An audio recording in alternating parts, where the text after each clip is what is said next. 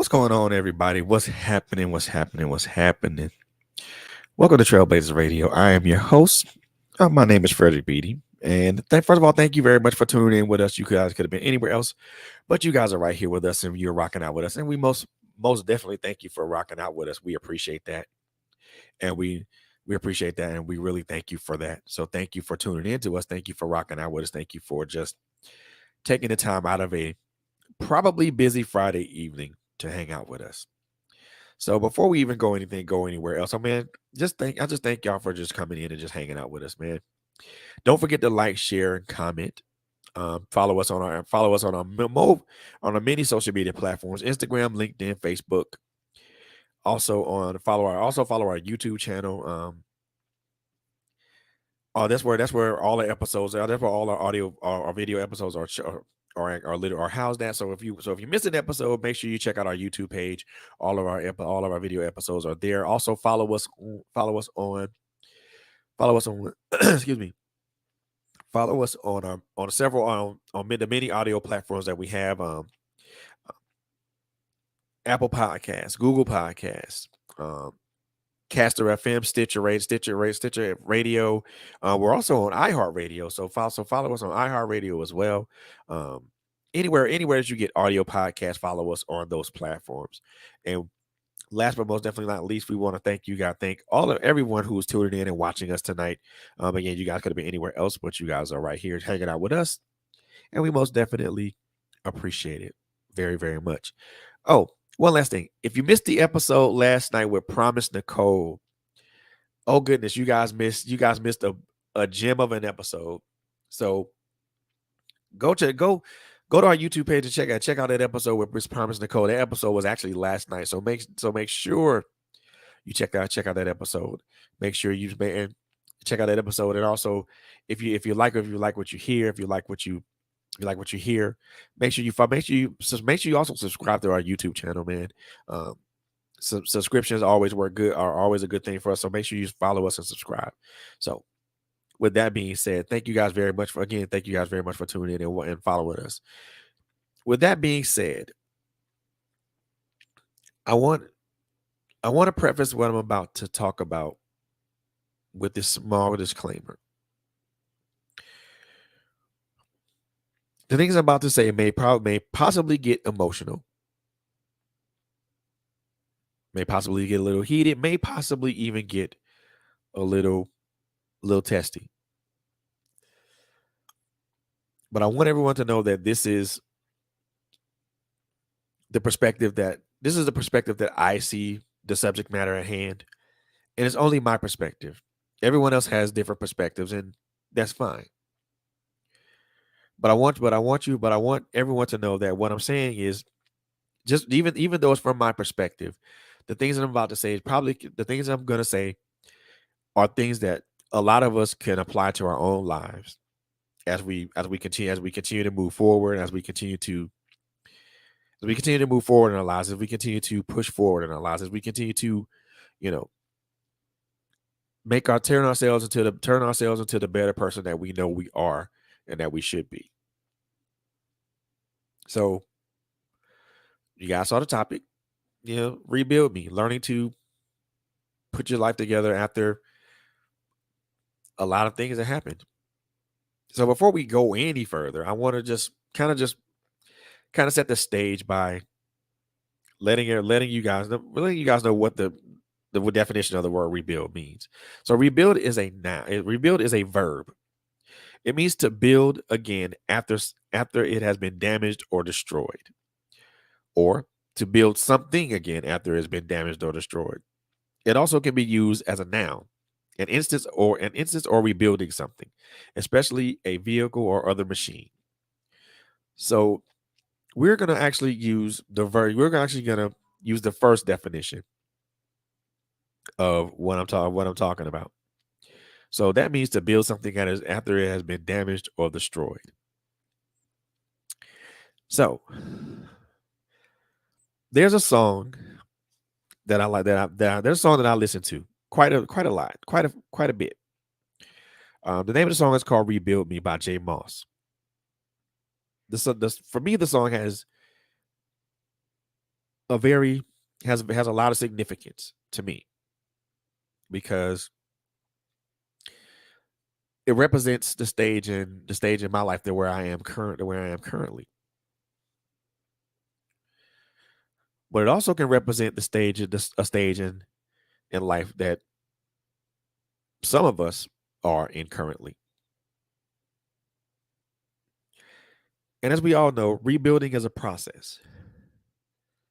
It requires it requires us to continue. It requires us to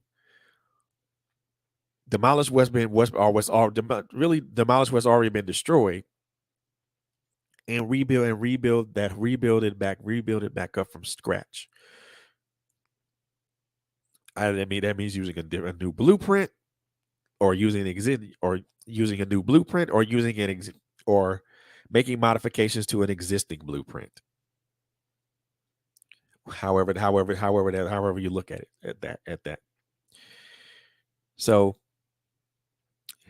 there's some things I want to kind of talk about a little bit about how and again this is only coming from my personal perspective and is how I'm rebuilding myself. Some people can some people could probably relate to this. Some people could not. Some people will be able to take some things away from this and others may not. The goal of this honestly, and I'm just being the goal of this honestly, number one is to be transparent, be transparent with myself, but also hoping that through my transparency, somebody will catch this and they'll take it, they'll run with it. And they'll not necessarily run with it, but they'll catch it and they'll apply it they'll apply it when they go through their rebuilding process as well. So just I broke this up into kind of 5 different tenets.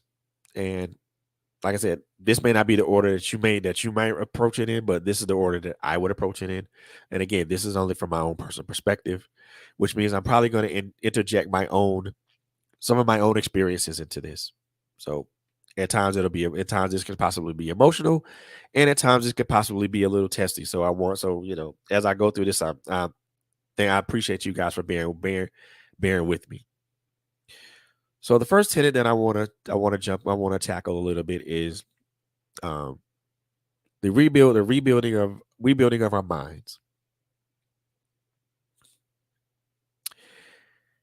And the way that I attack this and approach this is there's some thought processes that we've endured, that we've had, or that we've embraced, or we've been conditioned to have for quite some time. A lot of these thought processes, a lot of these thought processes are a lot of these some of these thought processes are nuanced. Some of these thought processes are a little bit archaic. Some of these thought processes are based upon what we've heard, and then some thought processes are based upon what we know to be truth. But in order for us to rebuild our mind, we have to think differently. What do I mean by thinking differently? What I mean by thinking differently is that we have to think of things differently.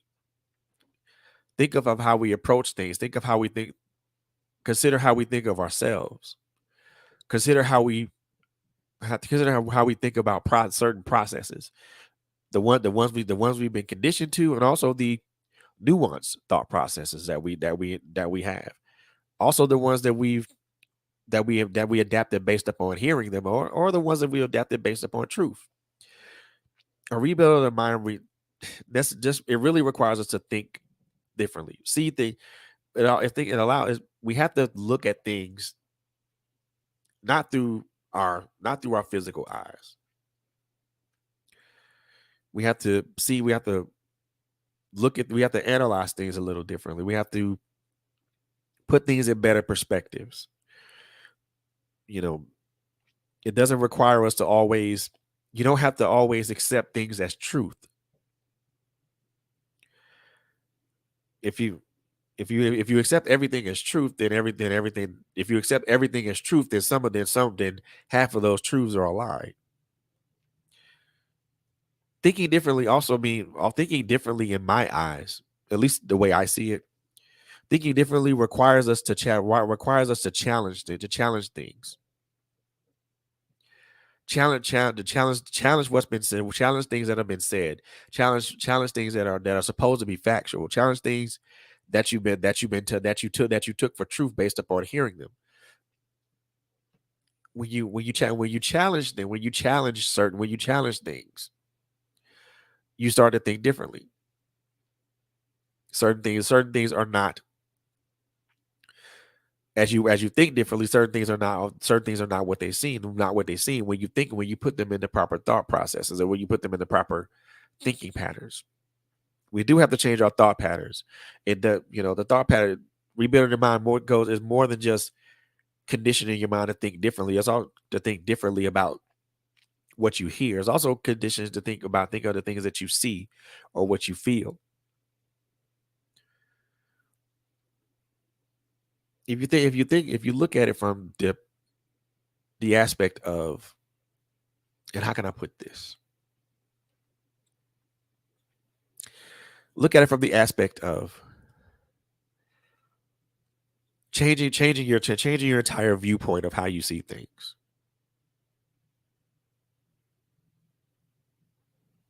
or how you think about things. Excuse me. Some people are cynics. Some people are optimists. Some people are pessimists. Those are thought processes, y'all. Cynicism, pessimism, and optimism are thought processes. And some people just don't change those thought processes overnight, and it requires us to take the time and take the time and the effort needed to change those thought processes. Um, a person that was cynical could turn optimistic. A person that was optimistic could be cynical. A person that was cynical can be a pessimist, and vice versa to all those things.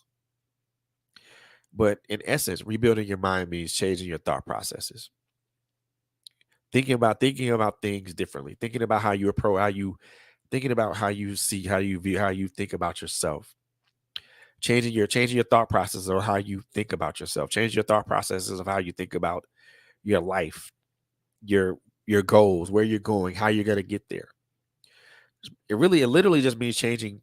It really just means knocking out negative thought processes. We all deal with those from time to time, but we have to at least reduce or eliminate those thought processes. The second thing I want to talk about is in this rebuilding process is the rebuilding of our hearts.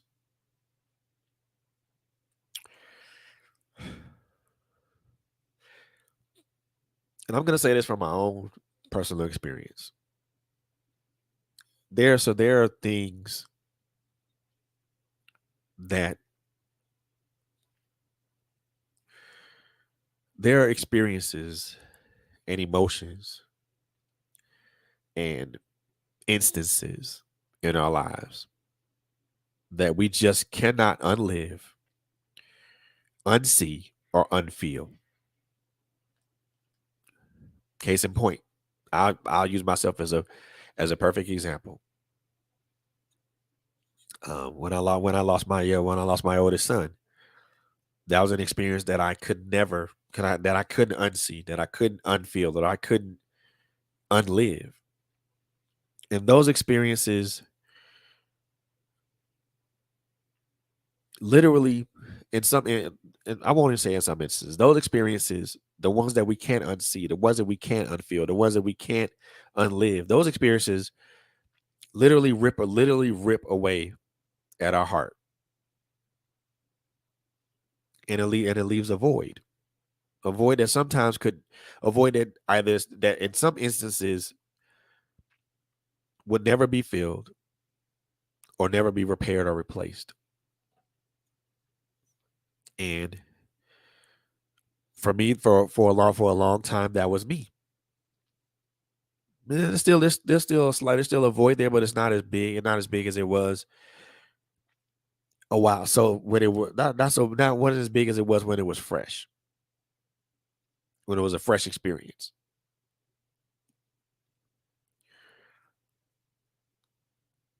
I had to learn how to I had to learn to repair. I had to learn how to rebuild my heart by,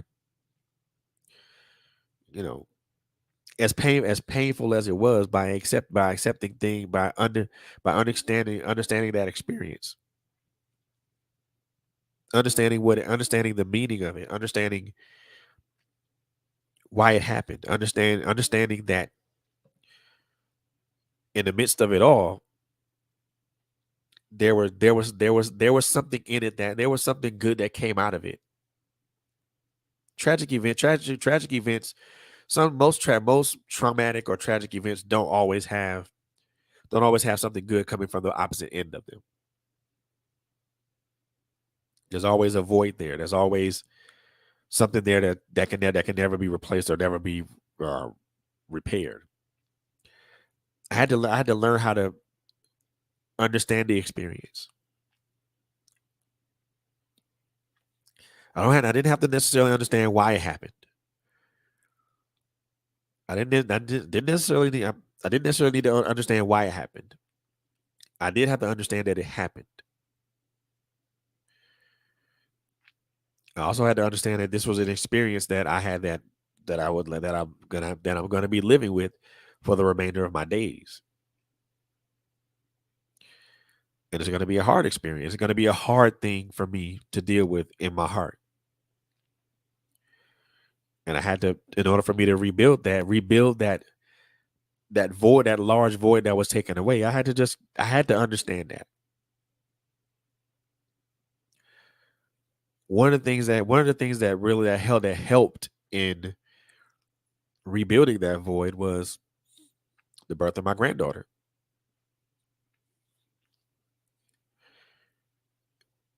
It helped it helped rebuild that void because it gave me something else, because it gave me something else to concentrate on, and something else to put my life towards, to dedicate myself towards. Protection of a super, you know, teaching a 6 year old girl everything she needs to know about her father, offering protection when I'm available, when I'm available and present, to be doing my very best to be present in her life when the opportunity presents it, but when opportunity presents itself, being able to do things for her when the opportunity presents itself. Had to do that.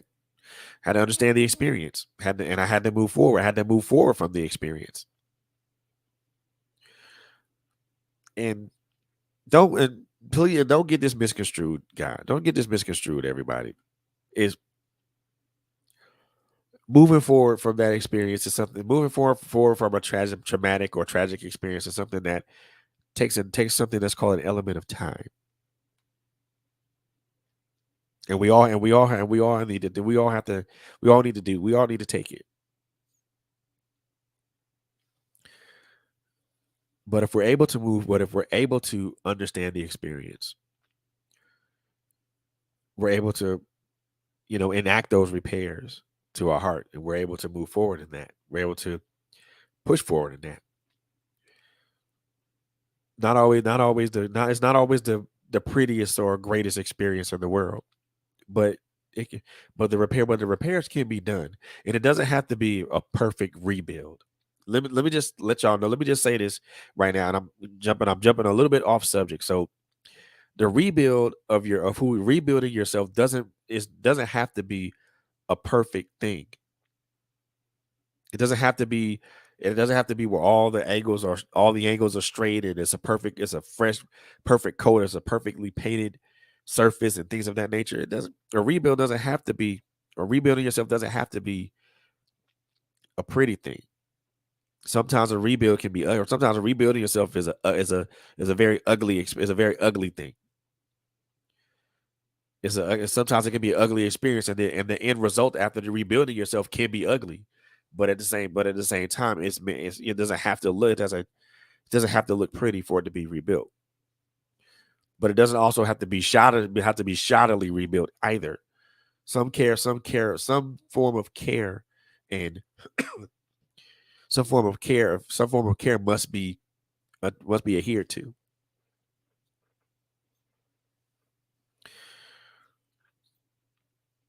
The third thing I want to talk about a little bit is rebuilding our soul, or rebuilding of the soul.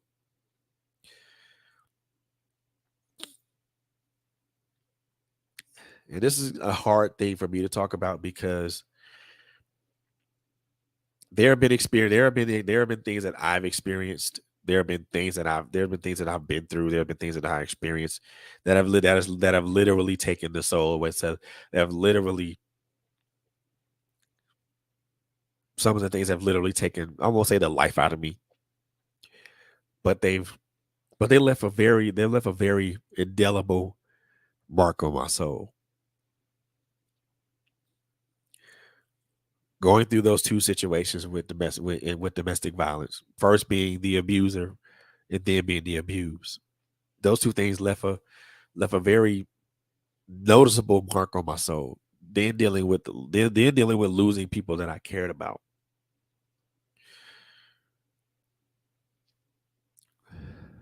Then then going through my suicide attempts. Then going through a separation, and then an eventual divorce. These things leave a mark on you. And sometimes they leave a very noticeable mark on you. And sometimes it makes certain aspects of life hard to deal with. It makes certain things in how we deal with people hard to deal with. It makes how we maneuver through our own personal lives, and how we interact and interconnect with each other difficult. And for me, that's been the excuse me. That's been the rough part, or should I say the rough patch that I find myself dealing with sometimes. That I find myself dealing with more than I find myself dealing with anything else. And the only thing that I could kind of offer for that part of it is just, I guess, understanding to accept things as they are. Well, let me walk back a little bit on that, because traumatic, because those are the things that I mentioned. There's things that we have done to our own selves. There's things that people have done to us, to where the things that people do to us leave a mark on us, leave a mark on our soul, leaves marks on our heart too. It also leaves a mark on our mind, because now we get to a point of, well, if this person did this, now the wheels thinking, what else are they gonna do? And it brings about other emotions as well. It violates other things as well. It violates trust, violates communication. It prevents people from being candid. It prevents people from being candid with you, or being vulnerable with you, or you being vulnerable to them. The things of that nature. And for me, and again, I'm speaking from my own personal perspective, but I'm also speaking from a general perspective as well. I've had to learn to just accept things that happen, the things that have happened to me, that have been done to me, and the things that I've done to people. Just have to accept things as they are. Forgive, accept forgiveness, and learn to forgive without being overly judgmental of people and myself. What do I mean by that? First of all, being overly judgmental of people. I've had to learn that I can't. overly judge people based upon what they've done to me, what they will do to me, what they had done to me, what they may do to me.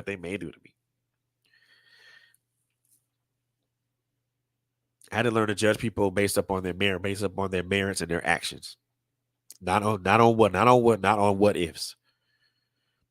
What I can't speak on, I can't say what if, can't make hypotheses about what someone may do to me.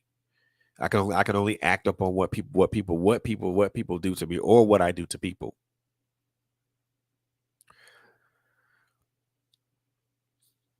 Then not being overly judgmental of myself, of ourselves, or myself personally.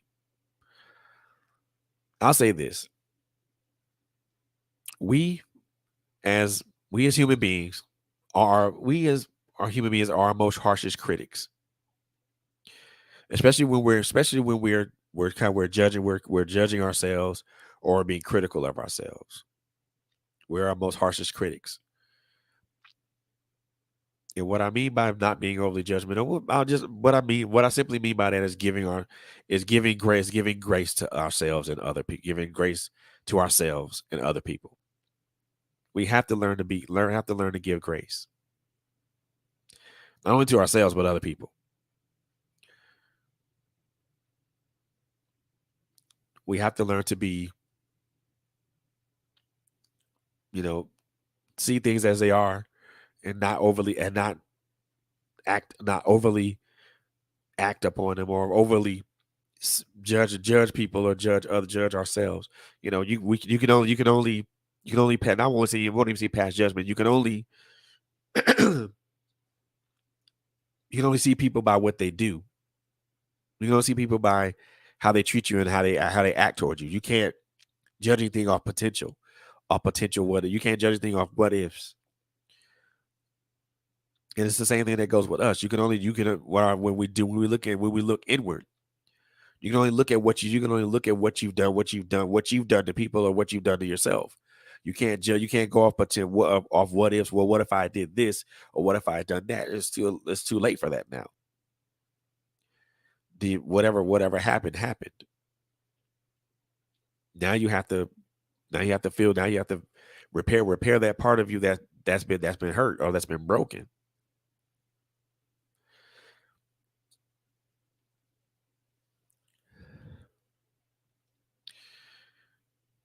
The fourth thing I want to talk about is rebuilding of the body.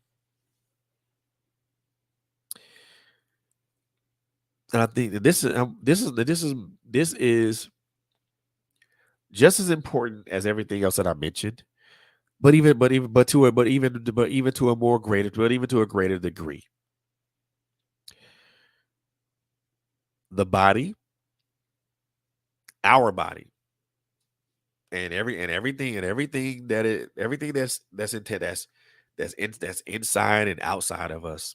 This body that we have, everything that's inside of us and outside of us. This Our body is an amazing machine, truly amazing.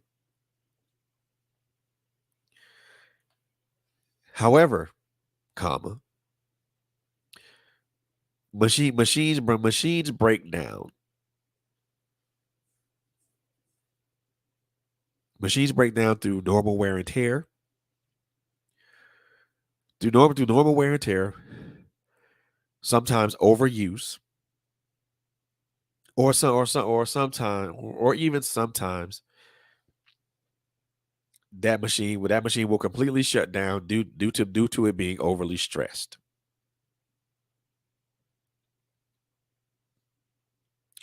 What could cause your body to shut down? Being overly stressed.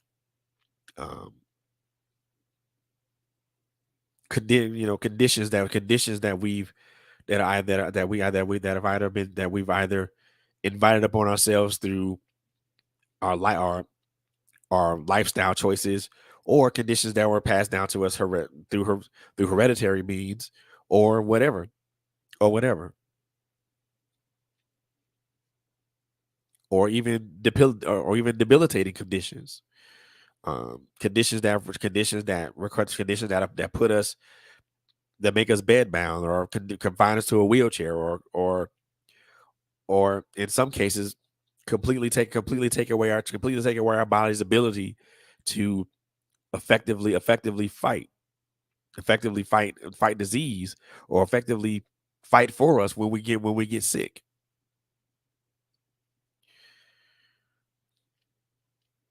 And there's other things that happen too. There's other ways that our body breaks down, and that's through the simple fact of us not necessarily taking care of our body the way that we should, or the way we know how we should. That leads to other things. That leads to other things. And I think a lot of us know. I think most of us here are adult enough to know what that is, and I'm not going to necessarily mention those things. But the body is amazing. But the body is an amazing machine, and we need to rebuild this temple, our body, this machine, by we need to do that by taking better care of it. What do I mean by taking better care of it?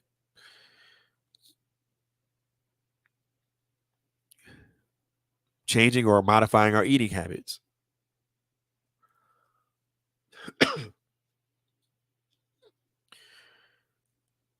Some of us go through the whole day, and some of us go through the whole day and don't eat anything. Some of us go through the whole day, and some of us go through the whole day and don't eat it, don't even eat one meal. Or we don't. Some of us go through the whole day eat one meal.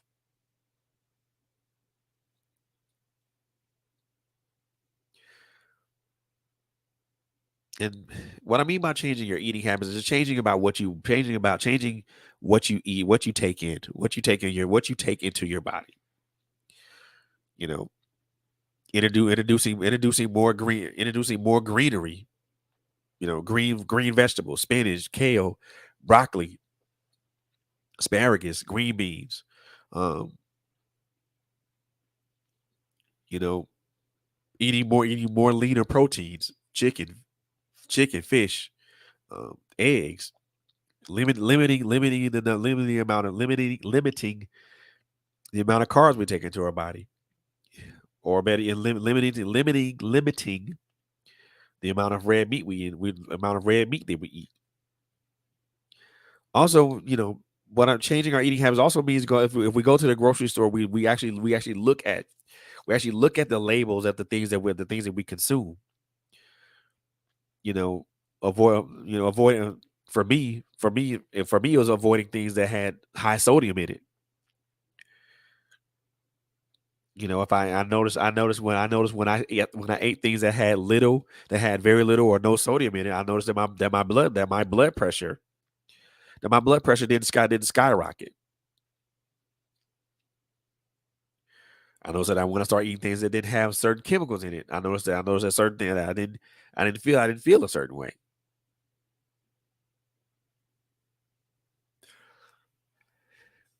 I noticed when I start eating a little smarter, which means kind of when I ate smarter, meaning trying to eat a little bit better for myself. I noticed that when I started eating a little smarter, meaning I added more greens into my diet. I noticed that I felt a lot better. Noticed that I had a lot more energy. What other things am I talking about when I mean by taking care of our body? It's more than just changing up our eating habits and things of that nature. It also goes to taking care of our body by being active. What I mean by being active, being participating in some sort of activity. I've heard studies saying, you should participate 30 minutes of activity daily. Whatever that activity is, do it. Whether you like to dance, whether you you know, like to walk, run, lift weights, work out. If hit a, go to a gym and hit it and, you know, work out on a heavy bag or a speed bag, or some or stretch. as long as you're doing something that takes care of that helps take care of your body, doing something active, that's part of taking care of your body. Now the other part of that is now that you're working on yourself by rebuilding your body by eating properly and being more active. Now you have to take care of your body by replacing what's been lost. That mean that goes it goes back to diet. It goes back to drinking more water, cutting out. Sometimes we have to take a break from soft drinks and sugary drinks because sometimes it's just not what we need. You know, try to looking for more not natural juices such as natural apple juice or natural pomegranate or carrot juice. Um, these these things are like those things are like are really really good. Now some people may not like the taste, but I mean trust me, sometimes what tastes bad to us is good for us. Honestly speaking, just being honest. The other part of taking care of our body is making sure that we get enough rest. A lot of the majority of us, the majority of us work an 8 hour shift, and then some of us, most of us, we we manage a bit we manage a business outside of this, outside of working an 8 hour shift. We have to make sure that we get enough rest. You know, proper rest leaves us energized and ready to go, ready to tackle the next day. And I get it, y'all. I get it completely because I've done the same thing myself. You know, worked an 8 hour job, working my podcast business, and then doing trying then on top of that I'm an author trying to write trying to write books, trying to do other things and promote my podcast business, promote my books and things of that nature. All that those things are like those things take up time in my day too. Take up time in the day too. It's I'll tell y'all this. It's 24 hours in a day. 8 of those hours, well, I'm taking it back. 16 of those hours are spent working a job or sleeping. What about the other 8? Like I said it's only 24 hours in a day. Make sure that when I mean by when we work on the body, you make sure that you make each day count by taking care of yourself. Make sure that you're getting enough sleep. Make sure that you're eating properly. Also make sure that you're practicing proper hygiene and things of that nature. When we when we look good, when us looking good is a direct reflection on how we feel. When you look good and you smell good and you when you look good and you smell good and you have a fresh cut, your beard, for ladies, and when your hair is all nice and done and your eyebrow and your eyebrows are dead right and your eyelashes are in place and you got them edges are just right and your edges are just right and your makeup's looking good, or if you don't wear makeup you know that you're looking good and that face is perfect. And for dudes, for us, we have a fresh cut, that that beard and mustache and that goatee are connecting, and everything. And then you have a nice outfit on, things, everything looks good. Looking good is a direct result of looking good makes us feel good. But why? But how about what how better would it be if we felt good, if we felt just as good on the inside, meaning our body, the inside of our body, but also the outside of our body, just as we do when we have clothes on. So the body's a great machine, and taking care of it is paramount. Make sure that we eat properly, making sure that we get enough rest. Making sure that that we are active in what and making sure that we're active in whatever activity that it is. It could be yoga, it could be basketball, it could be like cardio, it could be whatever. But as long as we're active and we're remaining active, you know, that's what matters.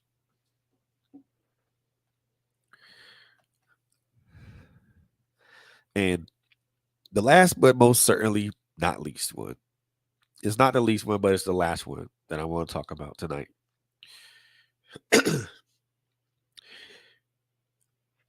Rebuilding of our spirit. An important one, I think. All five of these are important, and each one has their own importance. And they can be in whatever level of importance or of importance to you. Rebuilding of our spirit. I'll say this, and I said this in the last podcast when I was with when I was with Coco. A spiritual death is worse than a physical death.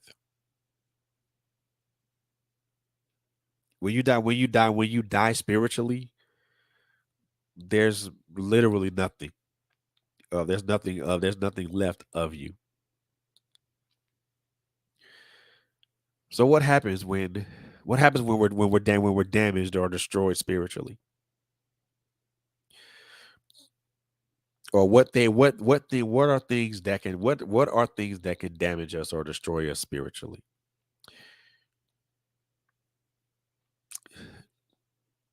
Church hurt, abuse, self-defeating actions.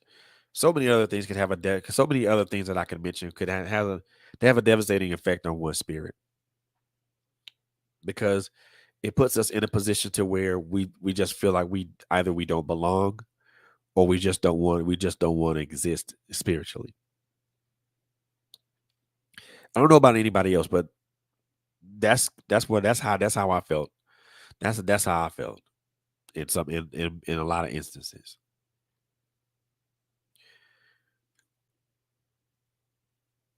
What do you do? What do you do when one's spirit is damaged?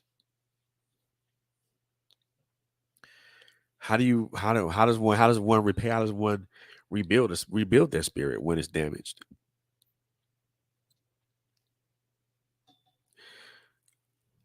So this particular tenet comes with two things. The first thing in this particular the subset of this particular tenet is number one, getting back to our first love and understanding his will and his purpose for our lives. What is our first love? What is our first love? God. Understanding that God loves us, and that his will and his purpose for our life is what he wants. Is really what he wants for us. Understand we have to understand that our purpose, that what that we were all born with a purpose. For some of us, it's taken us a little bit longer to find out what that purpose is, but we all have a purpose.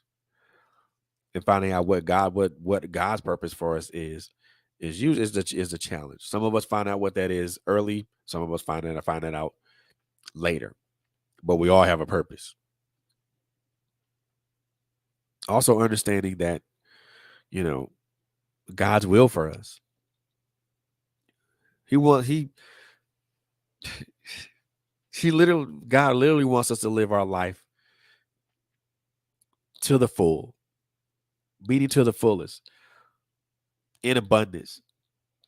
Meaning he wants us to be abundant till it overflows. He wants us to have blessings, so many blessings that it overfills our cup and overfills our container.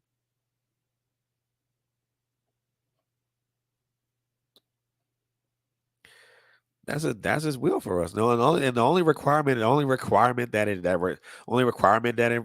that it requires is just for us to believe and trust him.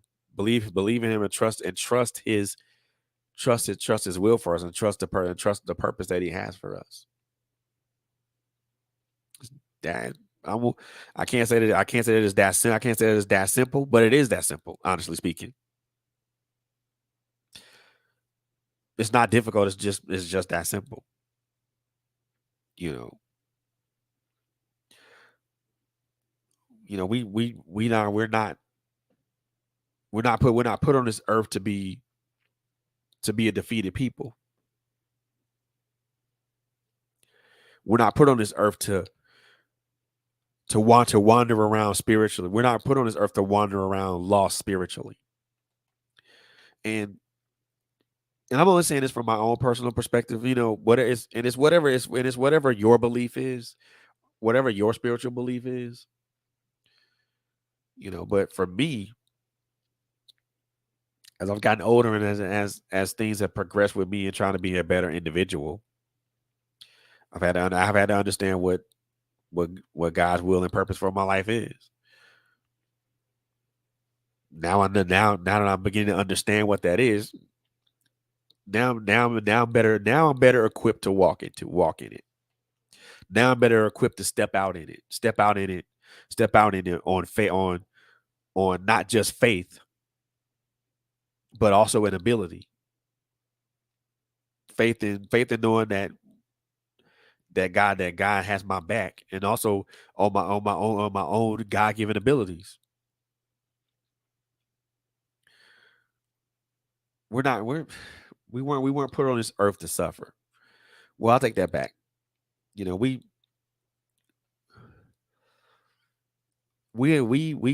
as a people, we as God, we as children of the Most High God, we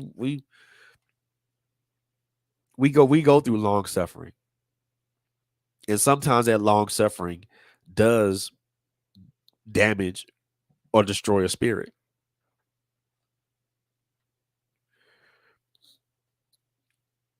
because some of us have been going through this long suffering for so long, and we haven't understood or readily recognized or acknowledged that you know something that we were supposed to go something that we were supposed to go through for like maybe 2 weeks.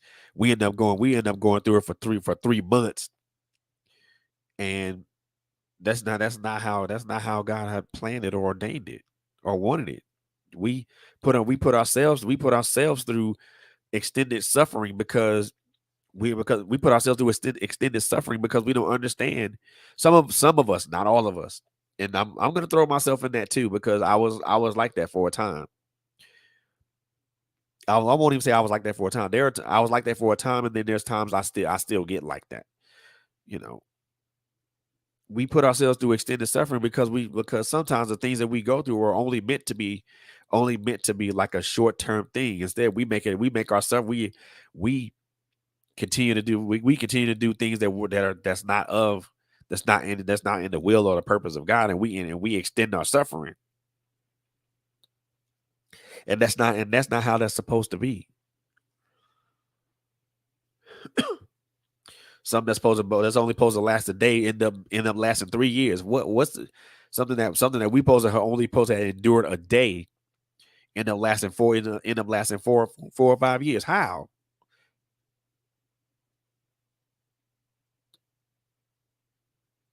First of all, how? Number two, why?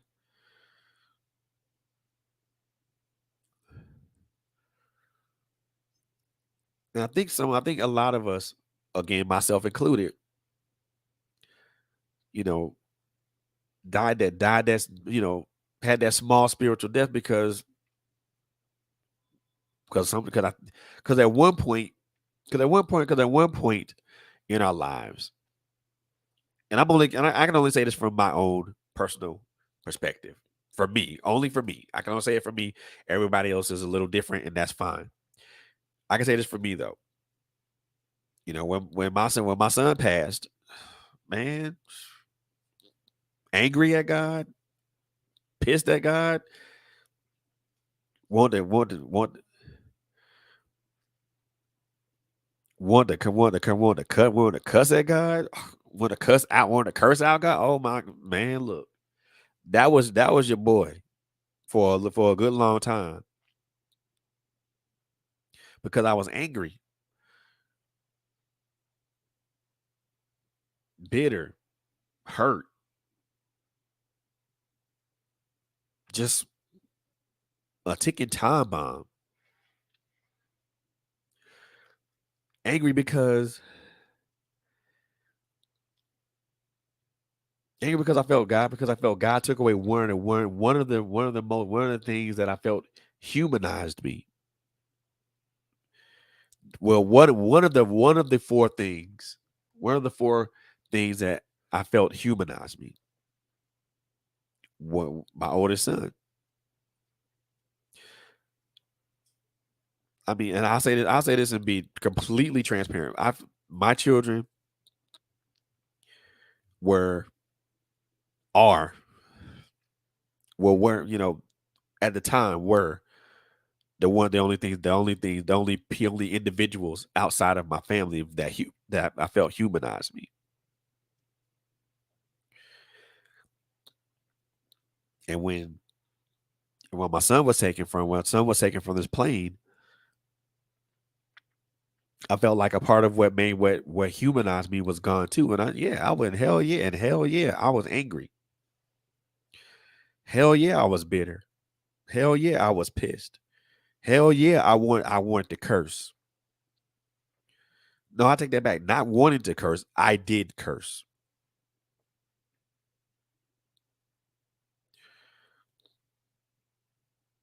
Call God all kind of all every name, every colorful metaphor in the damn book, y'all.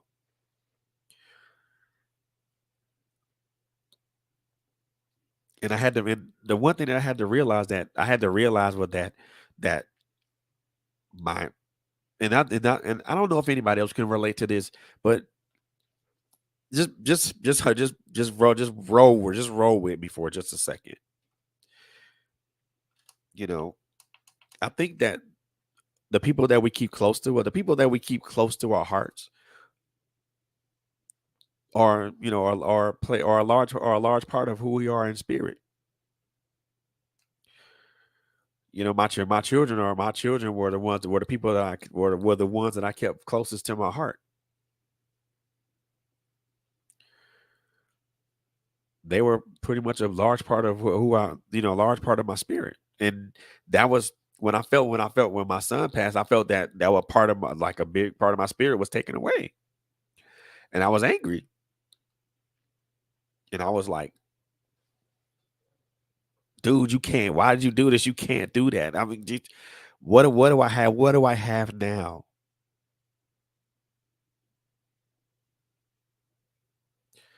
You know, come to find out, there was more in store. And I'm not gonna say that it's easy to recover or rebuild a broken spirit, because it's not. Because my spirit is because I'm still rebuilding and reconstructing my own spirit. But the other thing, besides understanding what God's will and purpose for our lives are, it also helps us when we are in right where. First of all, it helps us in this thing, what and I'll put it like this. So understanding what God's will and spirit and purpose for our lives is also understanding or being in right relationship with God. What do I mean by right relationship? It's self-explanatory, but I'll explain it. Right relationship meaning that that you're talking to God daily, that you're listening and you're hearing His word, hearing what He says to you, that that you're acting on that you're acting fervently on that, and you're making sure that what is that you're acting in that in the exact way that has been said, that it was presented to you. So I'm I'm I'm gonna clue some of y'all in on a little secret. Did y'all know that prayer is a conver is just a conversation with God? Yeah, Quint. Most definitely. You're at your most vulnerable when you're with him. When you're with him and when you're around him. But let me clue y'all in on a little secret.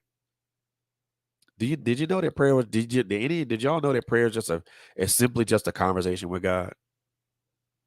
Hey Simone, did y'all know that?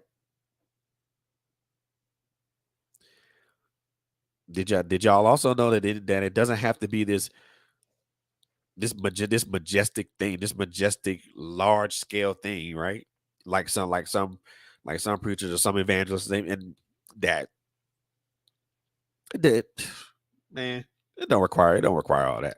It really it honestly doesn't. I'm just telling y'all, it really, really, it honestly doesn't require all that majesticness because all that's just like to me, it's just window dressing, and it doesn't require window dressing. All it really requires is just you having a conversation with God. Hey, God, I thank you for waking me up this morning. I thank you for giving me the breath of life. I thank you for just being who you are to me and who you are to my family. I thank you for safe arrivals and safe departures from my family, for my family.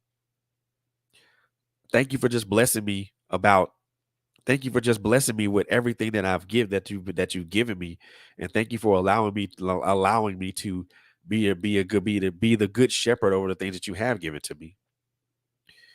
Man, look, it don't require all that. It's just a conversation. It doesn't have to be this. It don't got to be a formal. It doesn't have to be a formal conversation. It's a conversation. Hey, God, just want to tell you that I thank you for what you've done for me. You know, hey God, I just want to tell you that I'm really grateful for all the things that you've given to me. Yes, Simone, that is so true. That is so true. Especially when we feel guilty about something that we've done. Then that's when we make it this grandiose thing. And for what reason?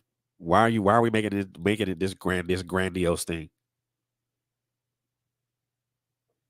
It's not grandiose. It shouldn't even be that shouldn't even be that. If you did something, if you feel guilty about something and you and something that you've done or something that you've done, just it's simple. Hey God, I want to tell you that that I did this and I'm confessing it to you and I'm sorry for what I did. I'm sorry for what I did. I'm asking you to forgive me for the thing for this transgression upon you. And I'm hoping that you can forgive me. I'm praying that you can forgive me.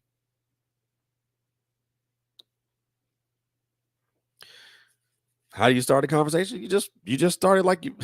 It's simple, just like you're talking to a person, like you're talking to another person. But also understanding just as in conversation, just as in conversation with people. When we converse with other people, that we give them respect, and we give them respect as we talk to them, and that they were the respect in them as talking to them, and also the respect that they respect them responding. It's the same thing. It's literally the same thing. You speak you can speak to God. You can speak to God with reverence and respect without having to be grandiose about it. Without having to be all pomp and circumstance about it. That's honestly speaking, and I know some people are gonna jump on my head for this, but that's just that's some show stuff, man. Oh, that's just for show, man. But I mean, like I said, Simone. I mean, it's literally just having like you converse with with your mother or your father or any good friend or a good friend. It's the same thing. It's literally the same thing, and it doesn't have to be all this great big old thing like that, man. It doesn't have to be, and you just like when you talk to a person and you become vulnerable with that person. It's okay to be vulnerable. It's really really okay to be vulnerable with God. It's not like he don't know that. It's not like he don't know what you're gonna tell him already. It's not like he knows how you feel already. He does. He does know that. Just wait for you to say it. He knows that if he knows a part of you is sorry for the things that you did to somebody, he's just waiting for you to say. Just waiting for you to say it. That's it. That's all. I mean, and again, I'm not finna harp on anybody because that's not what I'm doing. That's not what I'm trying to do. But I just want to emphasize that it's really not about grandiose things. It's not about you know saying all these things with a loud voice and all that humming. No, hell no. It's just a conversation. It's literally a conversation. That's what prayer is. It's a conversation with God.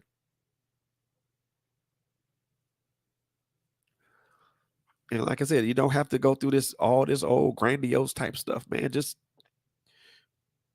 tell him what you feel. Tell him how you feel. And then, if you happen to cry when you do that, then that's fine. Let the tears flow. Let the tears flow. If you happen to be emotional when you're having this conversation, it's okay. It's okay.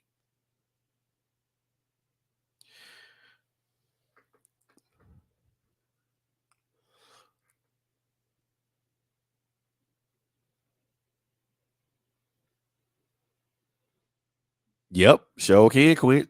You can start, dear Lord or Father God, it's me again. You can always do that. And you know what, Simone? I get it.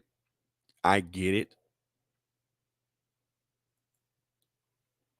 I get it. I really do. I honestly do get it.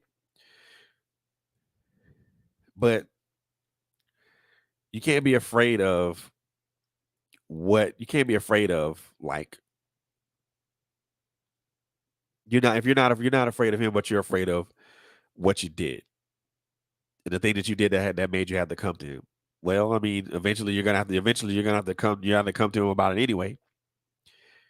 Why not just why not just be cool, be honest, be forthwith about it, forthcoming about it.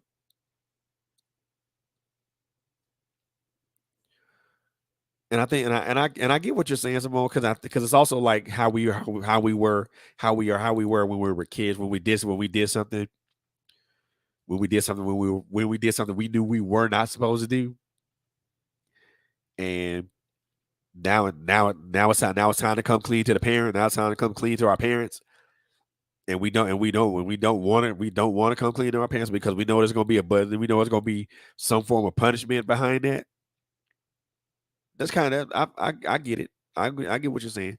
But sometimes I think when you're honest and you're forthcoming with God, I mean it just know you're still gonna be corrected or reprimanded. But I think being forthcoming softens the blow a little bit. Just like when you were honest and upfront with your parent, you still got punished, or you still got that butt whipping. You just didn't get it as just to get it as you know as intense as you would have if you just didn't say anything or you lied about it. So I mean, I get it. I mean, because there have been times where I wasn't necessarily forthcoming with God about how I felt about something, or if I had offended somebody, or if I did something to them, whether it was egregious or not egregious, and I just didn't say anything. But then when I'm more forthcoming and saying, "Hey God," or "Hello Father," it's me. I did this. I'm sorry for what I did. You know, I'm really sorry for what I did. I feel really horrible about it, and I'm hoping that you can forgive me for it. And, and like I said, For me, I felt better when I felt better when I said that, when I said those things, rather than just kind of hold that to myself and then not say nothing about it at all. And then when it does come out, the punishment's much more severe.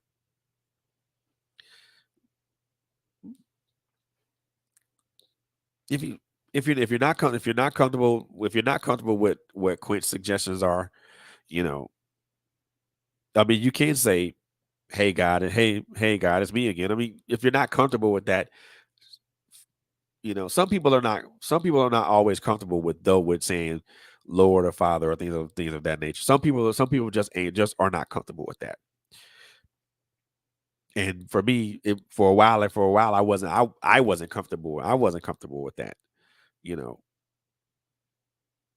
what I think in some instances, and some people will agree with me or not agree with me on this. I think in some instances we look more to formality.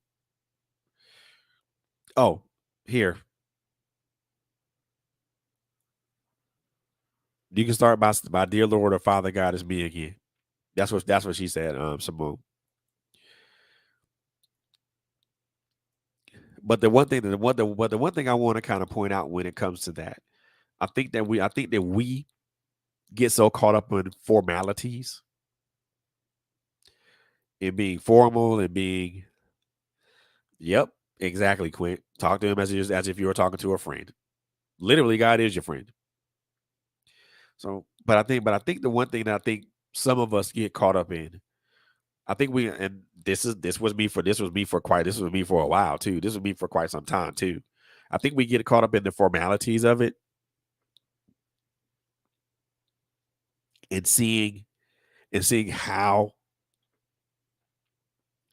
seeing and I got caught up in the formalities of it because I saw those things in my uncle and my auntie and my uncle and my aunties, my aunts, my cousins and those guys and those people. You know what I'm saying? And I saw how they did it. I saw how they talked to God. And for me, because I saw that, because I saw how that I saw, as a kid seeing how that worked, and then as I also see it again as a young adult, and now seeing it as I'm probably being a lot older, I thought that that was how I had to approach it.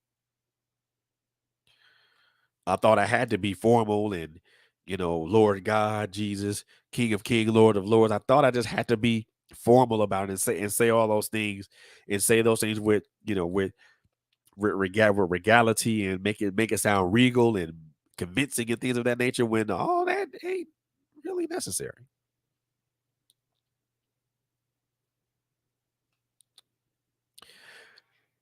Yes, there's a certain regalia about God, but it does in some instances it just doesn't it's just not required in that.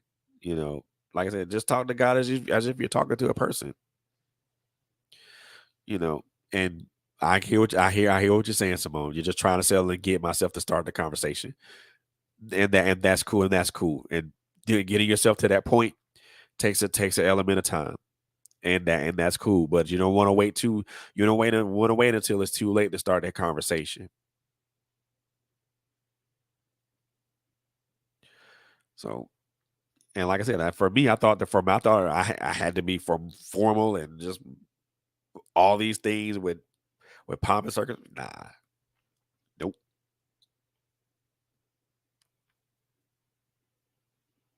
ain't even that thing. The second subtenet that I wanted to talk about that I wanted to put into this as well, besides just being in right relationship with God, it also helps that when we are in right relationship with other people.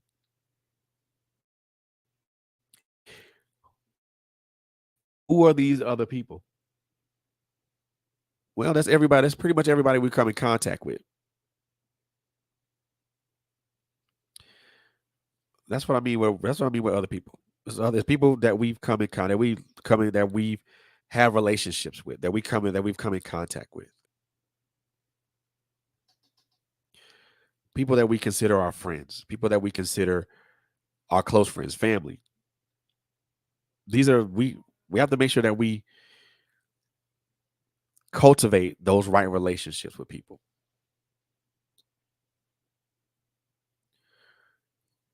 What is a right relationship? A right relationship is one that is based upon mutual trust, understanding, love, and camaraderie. That's a right relationship.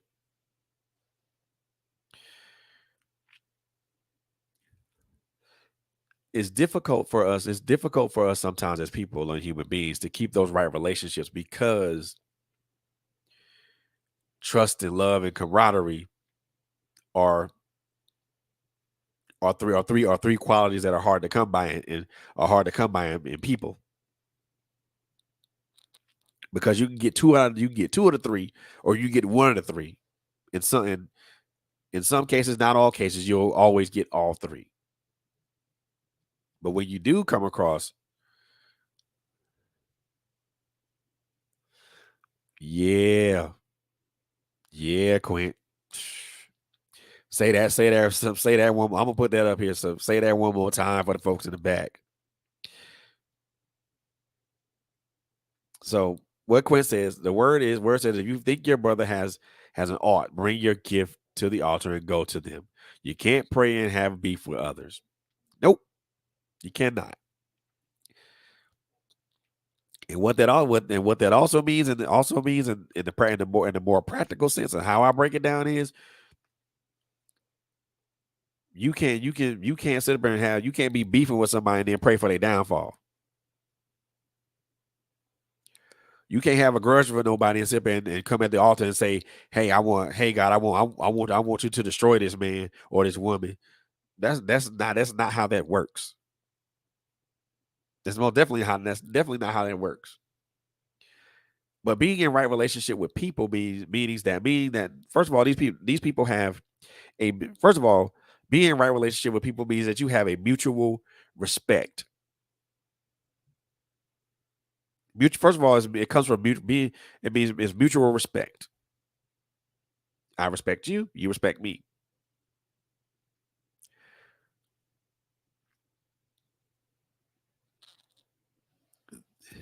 Also right relationships mean that you love this person, that you love this person just as Christ loved the church.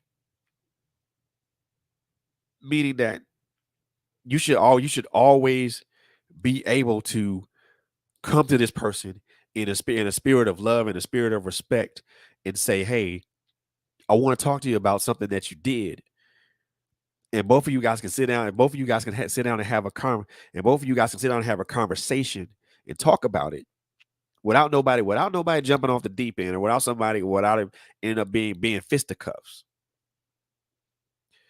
Right relationships mean that it's not only just mutual respect, not only mutual love, but it's also mutual camaraderie and just making sure that and sharing a personal interest in each other, not a romantic interest, but a respected personal interest in each other, wanting to make sure that that person succeeds or gets to the place that they need to go without you or the other person feeling guilty or feeling jealous about it.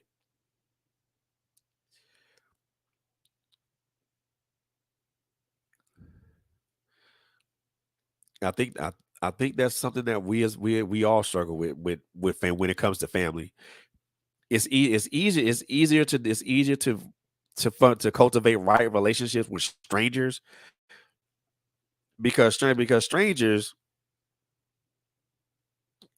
don't know you from a can of paint. Don't know you from a can of paint. A stranger doesn't know you from anything. They just know you by your face. They just know you by just you guys coming across each other and just cordially speaking. Family, on the other hand, know some of them know you like a book because some of our family members we live with, and I think that's the difficult part because sometimes you can't always cultivate right relationships with family because family has this idea of you, and sometimes it's an inflated idea of you, and that's how they look at you regardless of what you do, regardless, irrespective if you change, irrespective if you make a complete 180 in your life or not. They're always going to look at you as as you were rather than who they're as you were rather than as you are. And sometimes that's the case. That's the case with friends too. Friends will look at you as you are, and they'll respect you as you are. Yeah. Oh yeah, Quinn. Show support and not compete. Oh God. I could talk about that particular part of it, Quinn, all day long. And we probably be here for another 3 or 4 hours. But to kind of put that in its most simplest terms, first and foremost, to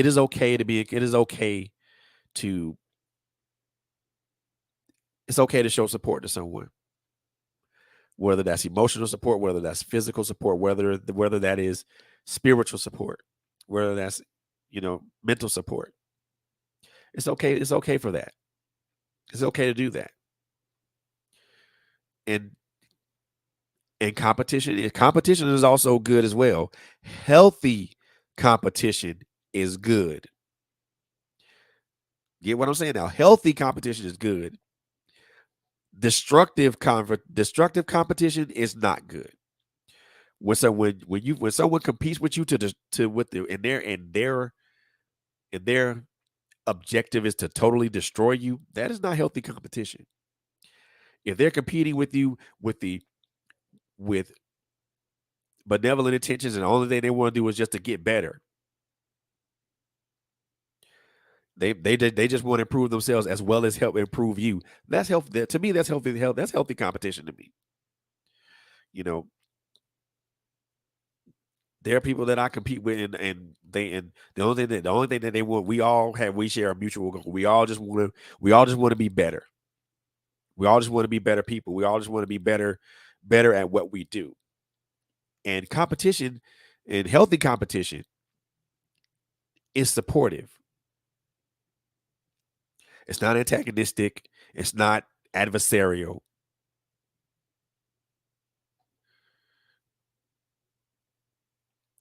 That's true, John. That's true. But also but also in the same instance, John, we also need to be able to discern when competition becomes healthy and destructive. We need to be able to we need to be able to see the warning signs with that, because you'll know when competition is healthy, and you'll also know when it's destructive.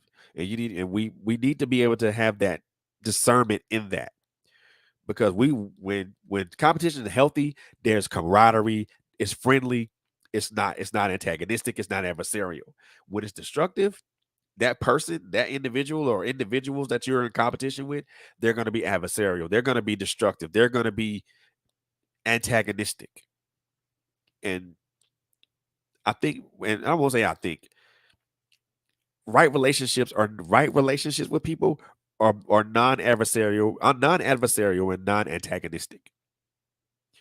Right relationships are all will always be in the spirit of benevolence. Never with malicious intent. And that also goes with discernment, John. You have to be able to discern those people who you align yourself with. You'll know people who have a benevolent spirit. You'll know if someone is approaching you with benevolence or malicious intent. You'll know that. You'll see that. Gotta pop that right in your head. Like, oh, don't mess with that one. You don't want to mess with him. He he or she, they want to destroy you. Don't go nowhere near them. So you don't want to mess with them. and you'll know when it's benevolent.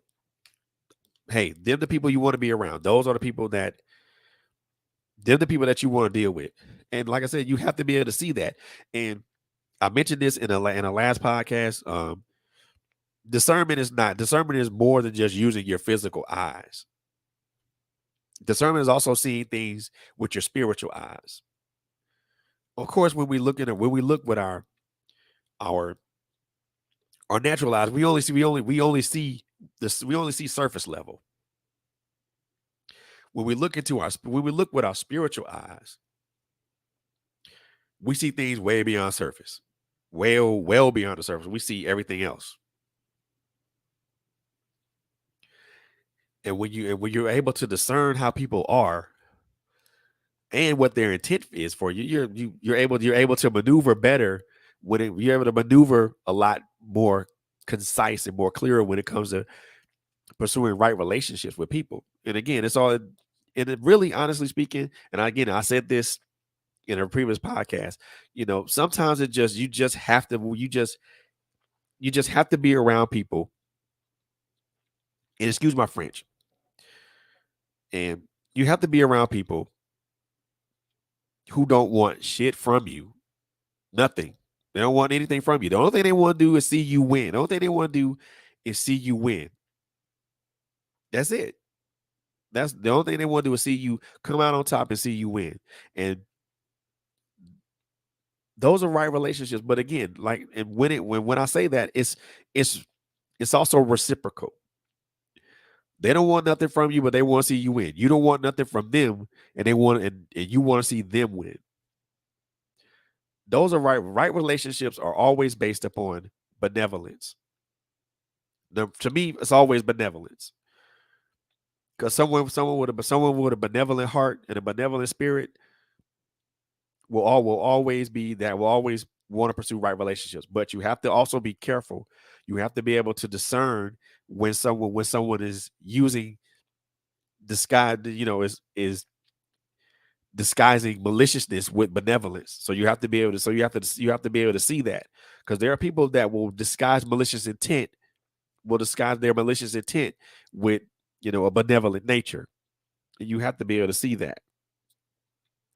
And like I said, with and I get what you're saying, Simone. It's sometimes it's with family. It's oh my goodness. Sometimes you have to just kind of just with family. You just have to just, I don't know. Those are waters that most of us navigate when it comes to family, and you just have to kind of discern who's benevolent and who's malicious. You'll be able to tell who they are by by the way they act towards you, by the way they respond to you, by the way they treat you. You'll be able to tell benevolence when you see it. You'll be able to tell maliciousness when you see it. You'll also be able to see, you also be able to see, um, you'll also be able to see maliciousness disguised as benevolence. And like I said, with family, that's a little, I don't know. Simone, I can say this, it's a little bit more of a slippery slope with that, because there's so many factors that could go into that. Because like I said, family already knows you. They know they they have more intel. They have more intel about you, and they're always gonna they're always but unfortunately, and I've had this experience before, they'll always some family members, not all of them. Some family members will see you. They will always see you as you were, not as you are. And the only way that you can fight, I won't say the only way that you can fight that. Yep, sure will, Quint. You will be able to see wolves disguised in sheep's clothing, because unfortunately, a wolf will always make him or herself known, no matter how stealthily they hide themselves. It's gonna be something about them that you're gonna be able to pick out right off the top, right off the top. And wolves aren't stealthy creatures. So no matter how stealthily or how perfect or how good they're able to hide their true nature for you, with you, or their intents for you, you'll see a little bit in them. You'll see a little bit of that in them, how they when they talk to you, how they act around you, how they treat you. What they say to you, what they say about you to other people, how they address you, how they handle you. You'll see a little bit of that in those people. And once you see it, it's literally a choice to be whether you want to remain friends, whether you want to remain in relationship with them or not. It's okay. It's okay to let the wrong people go. I think sometimes we as human beings, we hang on to the wrong people for what we consider the right reasons, and we let go of the right people for the wrong reasons.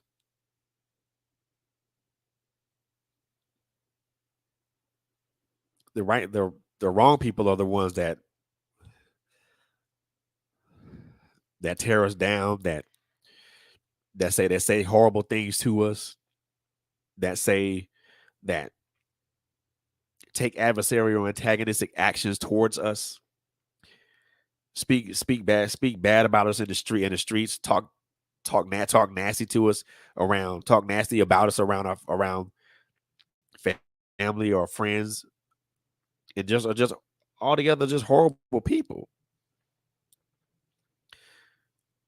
Yet we keep those people around because we're afraid to let them go.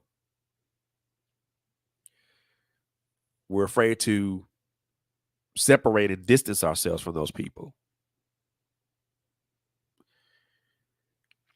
We're afraid that if we let that person go, that we're not going that our ability to have friends or to make and keep friends is severely stunted. However, to the converse of that, when we let go of the right friends for the wrong reasons, these the right friends are the ones that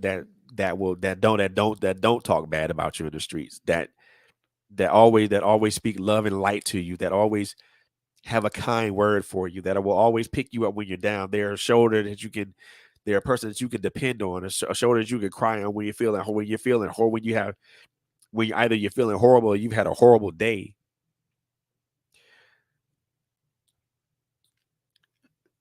The right people will always we commonly let go of the right people when we're being corrected by those people. The wrong person's not going to correct you. Someone that talks bad about you in the streets ain't going to correct you. They'll actually encourage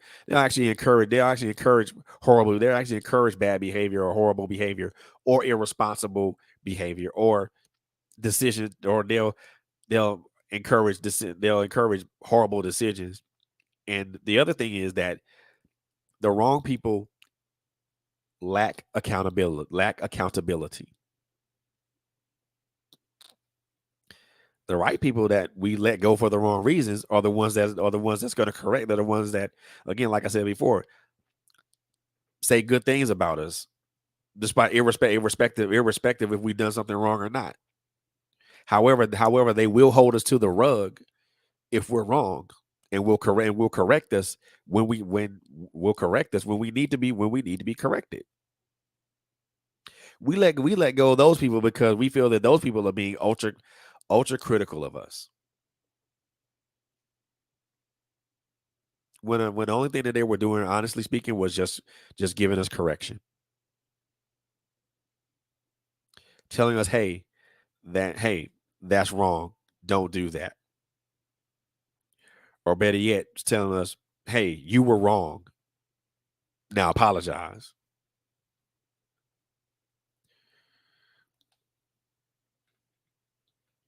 What is it that you hate, Simone?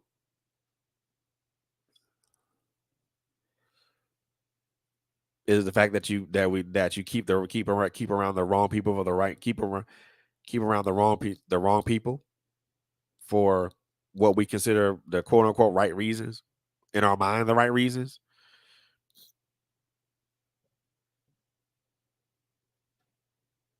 So I mean, just the right people will hold us to the rug when we do that. When we mess up.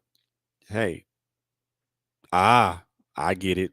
So you keep around the wrong people for the quote unquote right reasons, and then you get rid of the right people for the quote unquote wrong reasons, right?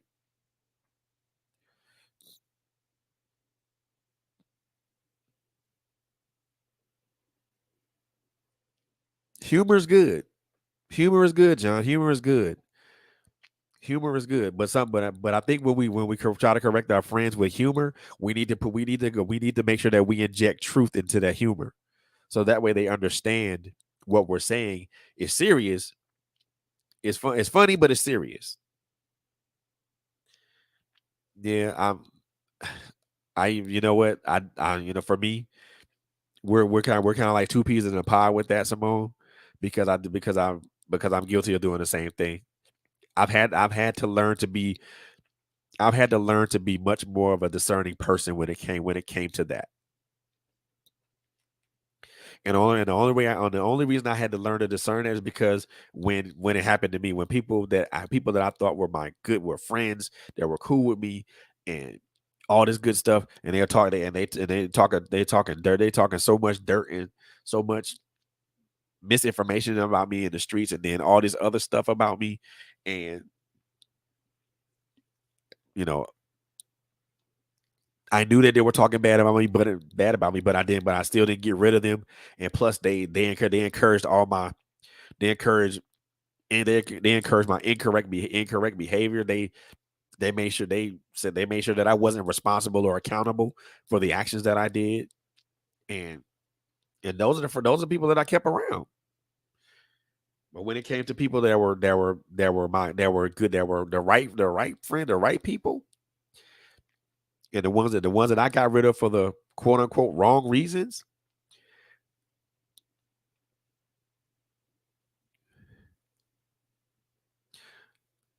That's true. I mean, l- I get that, Simone. I do. Um, my thing with that is that you know, I'll say this to you.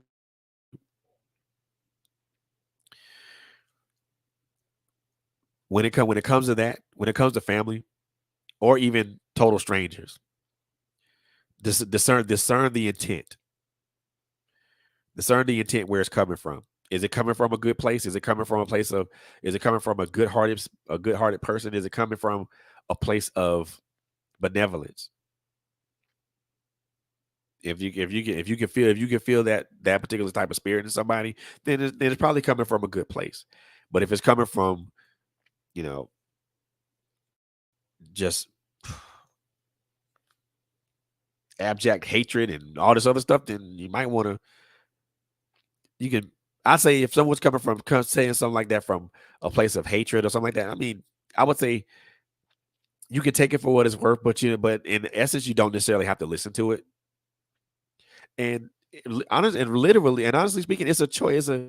We have a choice. We have a choice to what we listen to. We literally have a choice to what we listen to what we allow in our ear gates. Because I'm gonna put it like this: we as human beings are influenced by we're influenced by what we hear, we're influenced by what we see, and we're influenced by what we think. To me, those are three main things I think that we're influenced by.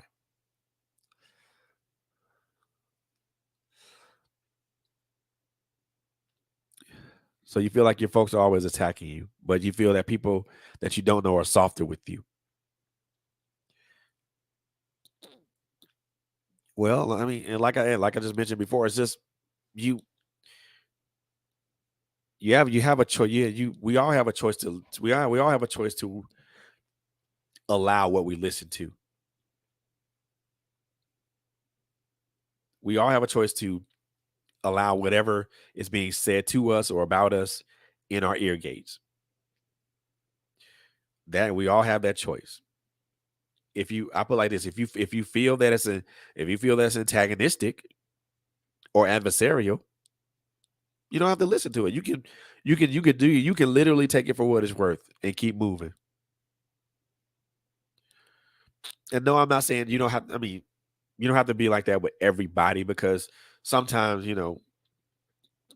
sometimes ignorance isn't bliss.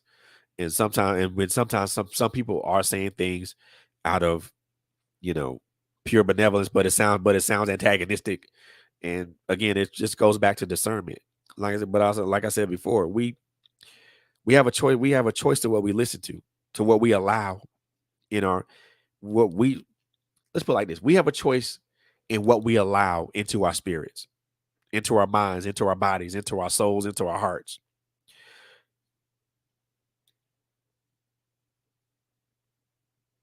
Yes, thank you, Quint. Thank you, Quint, because I was struggling to try to find the words to say, but you just said it for me.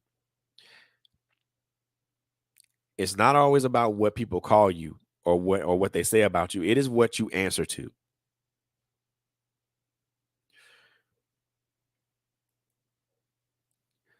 And sometimes an answer isn't it doesn't exactly Quint. And I'll retract that particular statement that I said to someone earlier. So you don't have to receive anything. If you feel it's antagonistic to you, you don't have to receive it. If you feel it's not the right thing for you to take in. You don't have to receive it. And like I mentioned before, we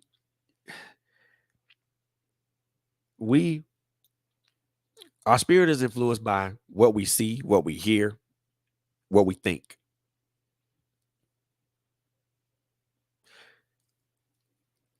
What we hear and what we see largely influence that. And yes, you're right, Quint. Everything. Well, actually, you should have added everybody too to that too. So I'm just gonna add that to it. Everything and everybody don't deserve your energy. So if it feels bad to you, you don't have to receive that or accept it. Bad energy is bad energy, period.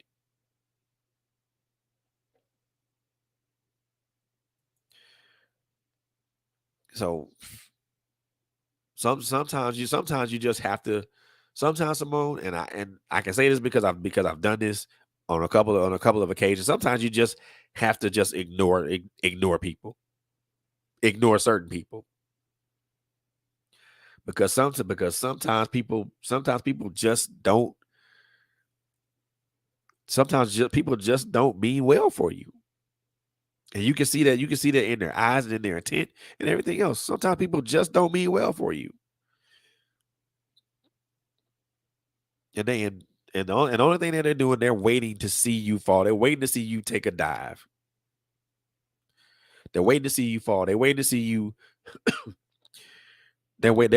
turn belly up like a whale, like a beach whale. They're waiting to see you beat yourself like a whale. They're waiting for you to take a nosedive. Don't give people with bad intentions or bad or horrible juju. Don't give people that. Don't give people that satisfaction. Because once they see you take that nosedive, they know that they got you, and they can keep bombarding you with negative words and negative thought pride, negative thoughts, and that will continue to keep you down on a nosedive till you hit the ground and then you explode. That's not a good place. That's not a good place for anybody. And yeah, Quinn, for real. And see, yeah, wow. I mean, I'm honestly, Simone. That is how I've had to approach things. That is how I had to approach it. I've had to approach it in that manner. Everybody, not the people that want to see you win, they're gonna keep you afloat, and they're gonna keep you afloat. They're gonna do everything that they can to keep you afloat. The people that don't want to see you win, they're gonna do everything to sink your ship. And once they know if they damaged your ship, once they know that they damaged your ship, they're gonna keep firing and firing until your ship is eventually sunk. Never give anybody an opportunity. Never give anybody the opportunity to do that. Protect your energy at all costs. Protect your heart. Protect your mind. Protect your spirit. Protect your soul at all costs. At all times.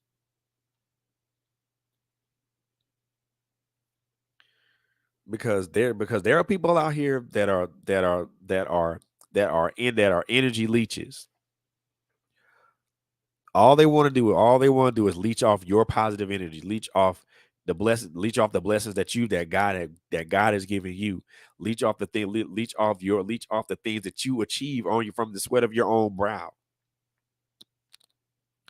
Their energy these people will leech off you spiritually, financially, physically, mentally, emotionally until you are just a nothing but a husk.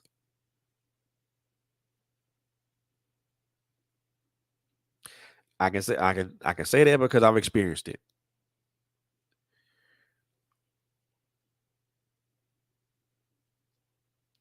And when they leave you like a husk, they moving on to the next person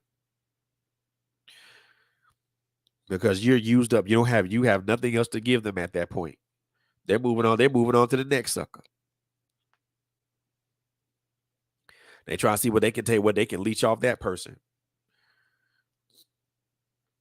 Don't you don't want you never give anybody that's with an intent to destroy you or make you feel bad or make you feel less than who you are. Never give that type of person that type of energy. Never give that person your positive and infectious energy because they'll take it until you have none to give. Those people only mean harm. They don't mean anything good for you. They mean harm. Right relationships with people, the relationships with the right people, those people don't want nothing from you. They're not trying to leech off anything. Actually, they want to help add to you. Yes, Quint. Yes, indeed, sis. Yes, indeed. Never allow someone to determine your day. Because the minute you allow someone to determine your day, that's pretty much how your day gonna go. And it's going and you going and you and it's gonna be hell and high water. It's gonna be hell and high water to try to get it back on the track that you want that you initially woke up on. If you woke up in a good mood and somebody just dislodged you from your track and now you have a horrible day, it's gonna be real hard for you to get back on the good day track. Get back on the track of being in a good mood and stuff like that. Because and it's amazing how much we as people allow other people to determine the course of our days and the course of our moods throughout the day. It's amazing how much we allow people to do that. One wrong word from somebody, and all of a sudden, boom, my day is screwed up.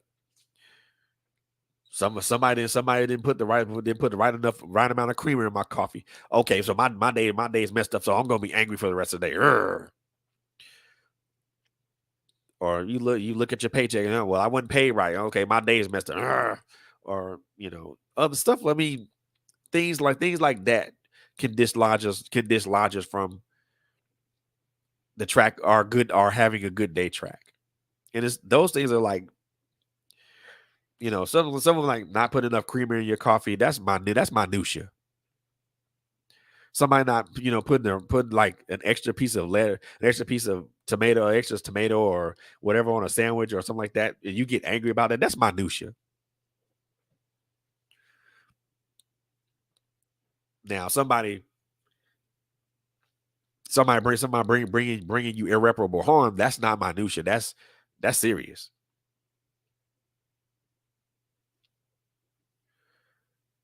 But at the same time, people should never you should never let someone determine the course of your day or how your day is gonna go.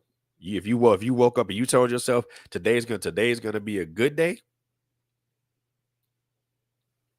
If you woke up in the morning, you said today is gonna be the best day ever, then you do everything in your power to make it the best day ever. Never allow somebody to dislodge you from that thought process and that course. Like I said, somebody put not put enough cream in your coffee, or you went somewhere to lunch and somebody made a salad, made your meal wrong, and you know something happened at your job, and it was something that was like that was easily fixed, and it really wasn't your fault. That's minutia. That's minute. That's really that's minute. That's minutia right there. Stuff that is like serious, and somebody playing with your money, somebody playing with your family, or playing with your kids, or somebody trying to play with a good friend, somebody playing with a good friend of yours. Those things are not minutia. Those things are quite serious. So I just look. Some I'm well, I for me, food is not a big old thing. If someone messes up my order, I mean, it's just a simple thing. Say, hey, look, could you make this again, and they'll do it. Or for me, if it's not that serious or not that trivial, I'll just eat it and be cool with it. But that other stuff, man, I think the one thing we as human beings we we focus so much on the minutia or the small stuff that we forget the bigger picture, that we forget the bigger perspective, because we think the small stuff disrupts our the smallest thing will disrupt our day, when in actuality it's the larger things that do that. The smaller stuff plays a role, just playing a role, and plays a role into the bigger stuff. Yeah. Yeah, I would be want to agree with that. I would be want to agree with that. It's I just don't. I've had to learn to not let people determine the course of how my day operates or how my day goes. Today's for me. Today is good. Today, just as any other day, is going to be a good day, unless something horrible comes up that I have no control over. And now, if it's something that I don't have any control over, then I handle it accordingly. And the one thing that I learned from a really good, I want someone I consider a great friend, a good friend. We serve together, and we talk, and we've talked since then. The one thing he told me is control what you can control, what you can control.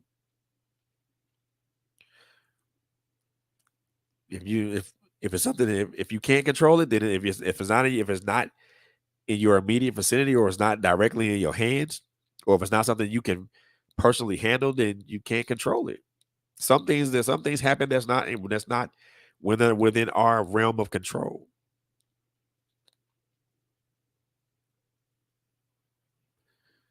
How people react to us, how people react to us, how people treat us, and sometimes no, the way I see it, if it's something I don't have control over, oh, I'm gonna be okay regardless. I'm gonna be okay regardless, because what can I do with that? I can't control that. I can't control. I can. So I put like this, and and for me, Simone, this is the best. This will be the best example that I can give. I can't control I can't control what people say out of their mouths about me, but I can control how I respond, or how I choose to or not respond to it.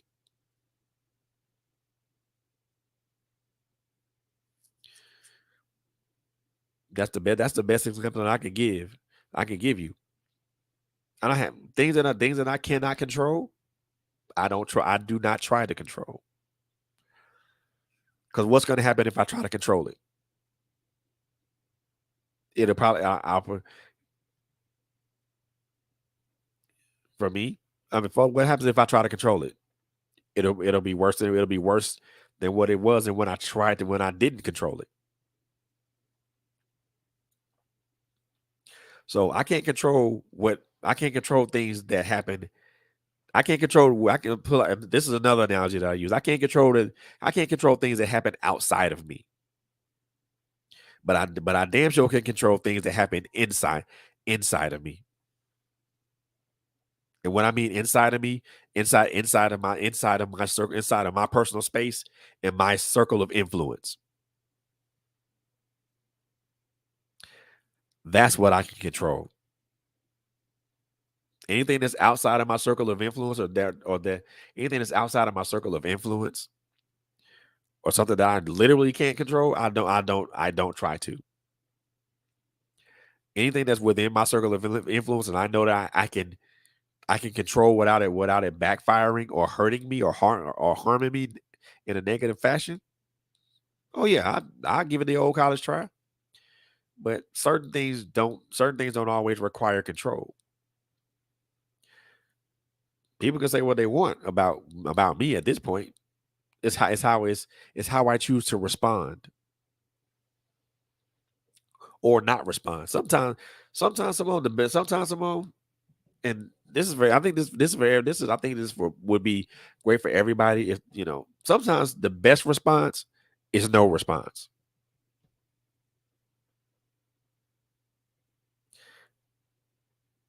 You say something horrible to me, I don't gotta respond. I really don't. You can say whatever you want. You can call me all kind of you can call me all kind of niggas and bitches and hoes and all kind of other ridiculous stuff. Ain't ain't shit ass nigga, all kind of stuff. You can say all that stuff about me. That's fine. I'm cool with that. I don't gotta respond to that. Because guess what? I know who I am as a person. And I know who God said I am. So why should I even give why should I even give a person that says some stuff like that to me even the why should I even grace them with a response? Better for me to walk away and say, "Pfft," and I don't even gotta say that. I just shrug my shoulders. I will shrug my shoulders and walk away because that's just what it is. And I've had to learn how to ignore certain people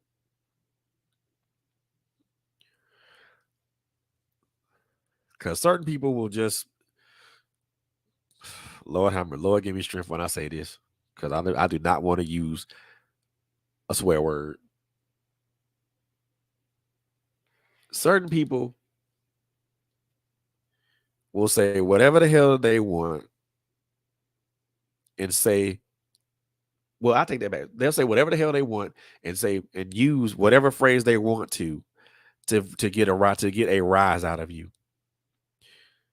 They want to say whatever they gonna say whatever they want to say to you to get you to the point of being angry and to get you to the point of being angry or get you to the point of being angry. So that way when you get angry, that's when you act irrational and irresponsible. And in the moment that you act irrational or irresponsible, they be like, got him, got him.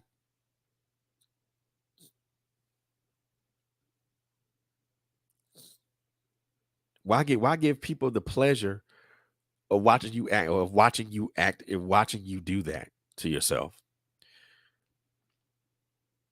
You don't have to act the minute you do that, you done literally played into their hands. Up, I got him. Or better yet, I got her. I said something to her. She responded in an irrational and irresponsible way. Now, understand that your irresponsible or irrational action has a consequence to it. And now you have to be now you have to be accountable for that action. Avoid all that. Don't say nothing.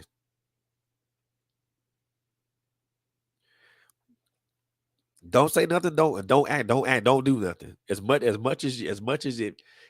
your mind and your heart tell you to act or say something, and something. And I know for me sometimes. I know for me sometimes somebody that said something so bad about me, I've literally I had both my fists, both my hands balled up into a fist, and I really want to send this person to the moon. But I know if I would, but I know if I did that, if I know if I did that, there would be a greater consequence behind it. So I, you know, unclenched my fist and just walked away. Better to live to fight another day than, you know, suffer unnecessary consequence for something that you literally had control over. And I know some people look at that, well, you just tuck your tail between your legs and ran. So be it. So be it. I took my tail and ran because because I saved you. I saved you from catching the ass whooping.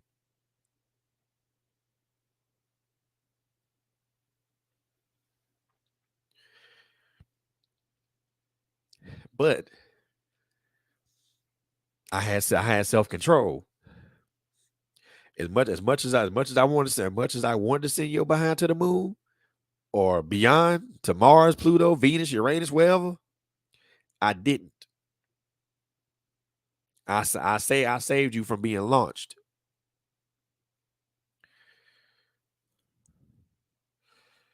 So I just for me, it's all about and that's another thing I think another tenet that I wanted to try to throw in the rebuilding process is we just have to learn how to make sure that we have self control. We just have to have that modicum of self control. You know, I tell folks all the time. I tell people all the time. I'm a whole different man than I was. I'm a whole different man now than I was maybe 20, 30 years ago.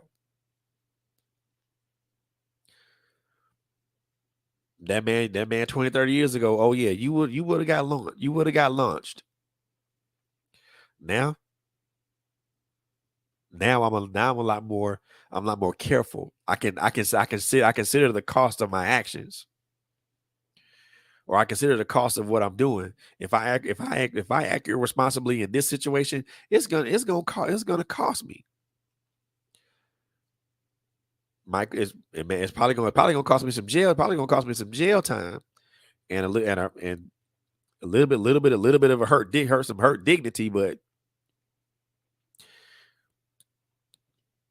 I think about the cost. I think about walking away and turning tail is better than me putting you walking away and turning tail is better than me putting you on your behind. Putting you on your behind or sending you to a trip in outer space.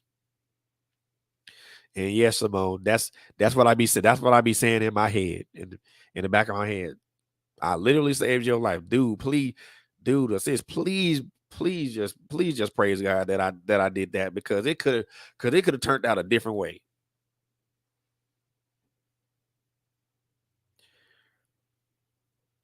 And that's one thing that I've had to learn, just the modicum of self control. Understanding that what people say sometimes just don't mean. Excuse my French. What people say about you really just don't mean shit. They're just words.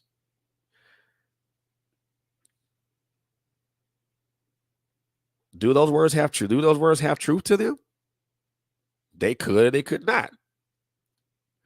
But it's about how you respond that makes the difference.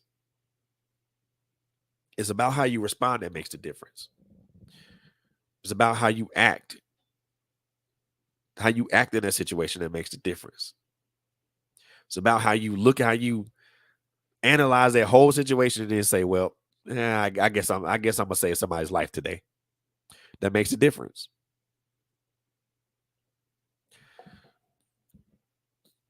I don't, man. Look, so it don't. Some certain things bother me, but certain things just don't bother me. And as of late, usually what folks say, what folks say, man, please, or how they, man, please, because, like I said, it doesn't matter. So I put like this: it doesn't matter what people say about me. The question, and I think the question that we all should ask ourselves, especially when we are faced with people that say things about us, or say disparaging things about us, or say stuff that doesn't have any relevant meaning to about us. What did God say about me? What did God say about you? Forget what they said. What did God say about you? And if you could look at if someone could look at if you could look at it in that instance, you'd be like, well, geez, I'm getting mad over nothing. Forget what for sometimes I have to ask myself that sometimes. Okay, they're saying this about me. What did God say about me? Or better yet, even or I'll do y'all one better.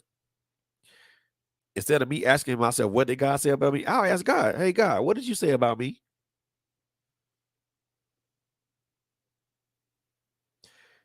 I get my answer and keep it pushing. Because at the end of the day, it's not about what people say about you, it's what God says about you. If God said you were blessed and highly favored, then guess what? You're blessed and highly favored. If God said you are the head and not the tail, then guess what? You are the head and not the tail. If God said you will live in abundance and blessings, then guess what? You gonna live in abundance and blessings. It's about what God says about us instead of what people say about us. And I think sometimes and just to kind of wrap this up, I think when we kind of when we think about that, when we think about aligning ourselves with the right people, we always put ourselves with those wrong people, because those wrong people will always be the ones who encourage irrational and irresponsible behavior. But those right people will always be the ones that's encouraging. They'll always tell you what God said about what God said about you. Because they'll always tell you what God said about you because God told them about you. Literally, God told them about you. That's why you're connected. That's why you're connected to that person. Or that's why you're connected to those people, because God literally told those people about you. They told God literally told the good news about you to those people. And that's why they're connected to you. That's why they're connected to you, and that's why they remain connected to you.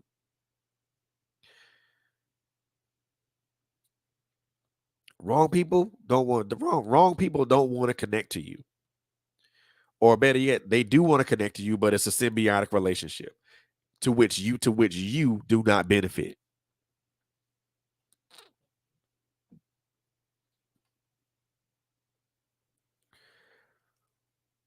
That's just it.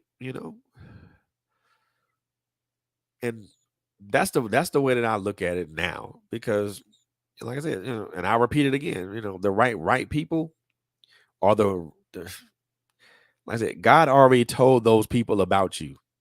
God already said, "Hey, I want you to connect. I want you to connect to Fred. I want you to connect to Simone. I want you to connect to Diana. I want you to connect to Quint. I want you to connect to John. These are good. These are good. These are good people. I need you to connect with them. Those are awesome people. Those are awesome people.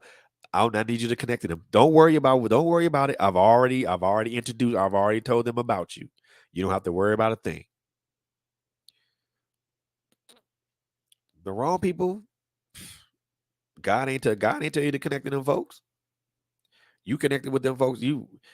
You connected with them folks on your own. And again, I'm saying that because I've done it too. I've done it too. I've connected with wrong people.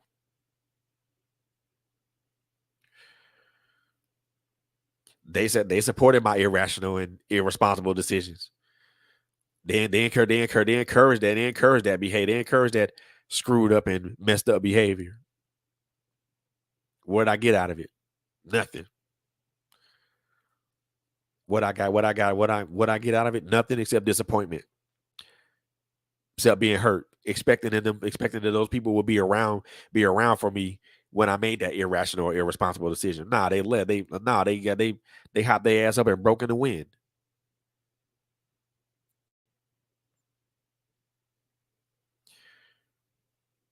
Like wrong people will hang around you. It's like I said, it's a symbiotic relationship, but you don't get a benefit. You don't benefit from it.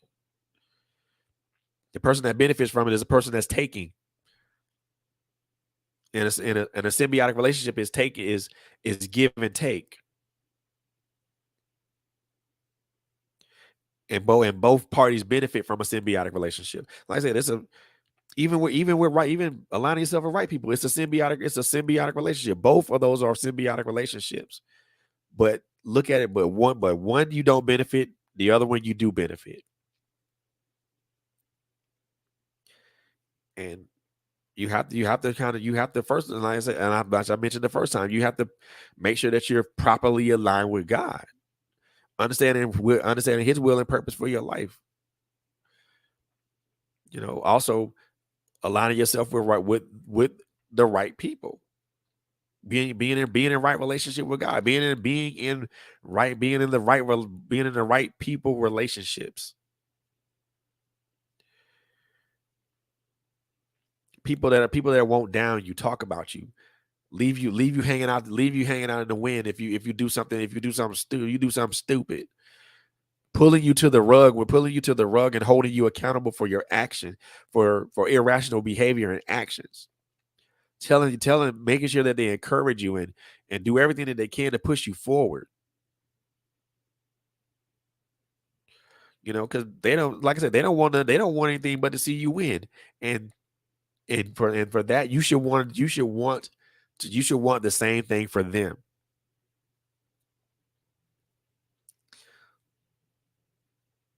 Having those type of people in the right relationships, man, it means everything in the world.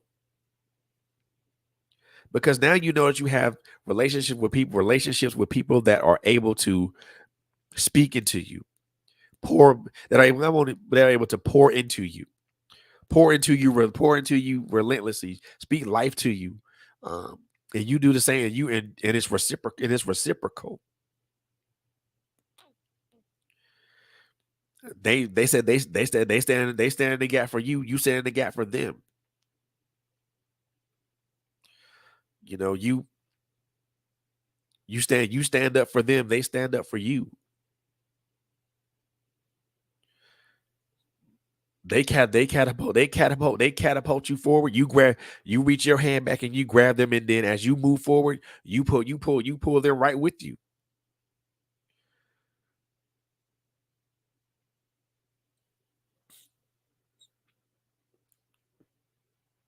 I've said this particular saying a couple of times, and I'll say it again.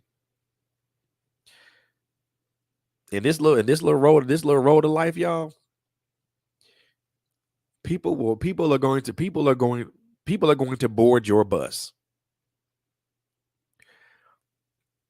They're gonna ride your bus until they get to their designated stop. When they get to their designated stop, don't tell them to stay on board. Let them get off. That's where they're supposed to stop.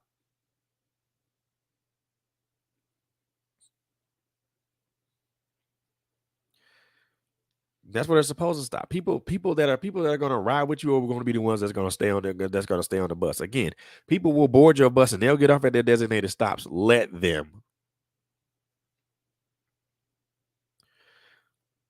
Let them get off. That's their stop. That's where they need to be. That's the stop that they need to get on. They're supposed to get off on. They ain't supposed to stay with you. And the one thing I like that Quinn and Coco said, and I hope I'm not staying, I'm not hope I'm not saying this the wrong way. Some of us make seasonal people permanent people. Never make a seasonal person a permanent thing. Because seasonal people are just that, seasonal. They only around for a season.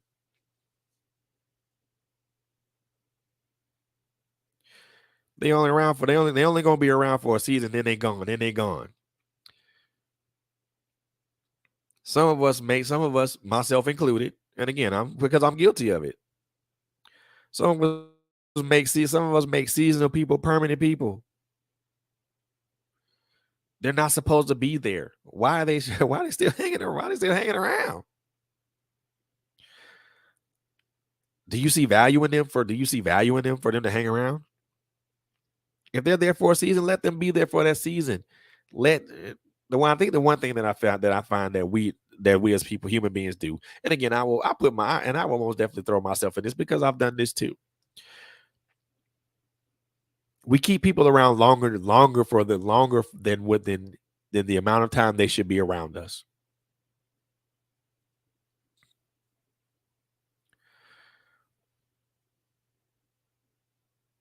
And for me, I'm like, why is this person still around? This person supposed to have been gone. Why they still here?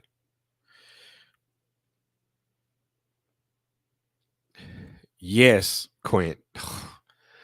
You took the words right out of my you took the words directly out of my mouth. Sometimes those seasoned people are counterfeit, and they counterfeit themselves like branches on a tree. That's why you have to have a pruning process. And that's why we as people have to have a pruning process.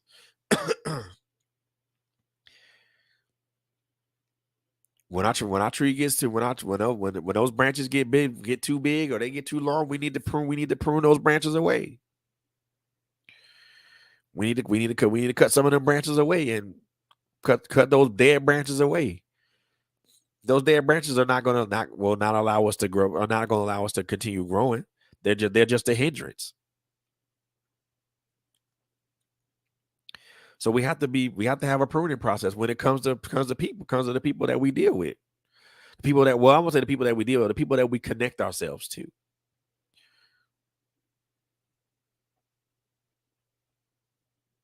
If they're seasonal people, where they belong. Come that next season, they're gonna that just like when seasons change over. We all know the difference when seasons change. We all know the difference from summer to fall, and from fall to winter, and from winter to spring, and then from spring to summer. So we all know the differences. The differences, whether they're subtle or overt, when seasons change. When summer to fall comes around, you notice that the leaves start getting darker and browner on the trees. When it's winter, you don't see any leaves on any trees at all. When winter to spring, you see everything begins to start growing again. And then spring into summer, everything is thriving at its fullest. So just as we watch seasons change and seasons just as we watch the changes from summer to fall, from fall to winter, from winter to spring, from spring to summer, we have to discern which season the people that we are connected to, which season these people are in our lives. Are they gonna be here for one season? Are they gonna be two? Yeah. Oh yeah, for sure. Most definitely for sure. I'm finna post this quick because that is mad. That is true. And I did not think about it. I did not think about that. Did not think about that. So I appreciate that. So what Quinn said, rebuilding ourselves starts with us internally. When we start to mature and go through our process, sometimes those people will fall off automatically. And that is true. As we mature, we go through our rebuilding process. We're building all those those 5 tenets that I mentioned. People will fall off. People will fall off like flies. People that are not meant to be there will fall off like flies. People that are meant to be there will remain.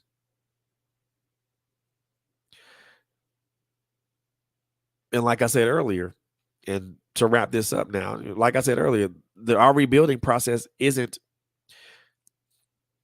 a rebuilding process. If you look at it if you look at it from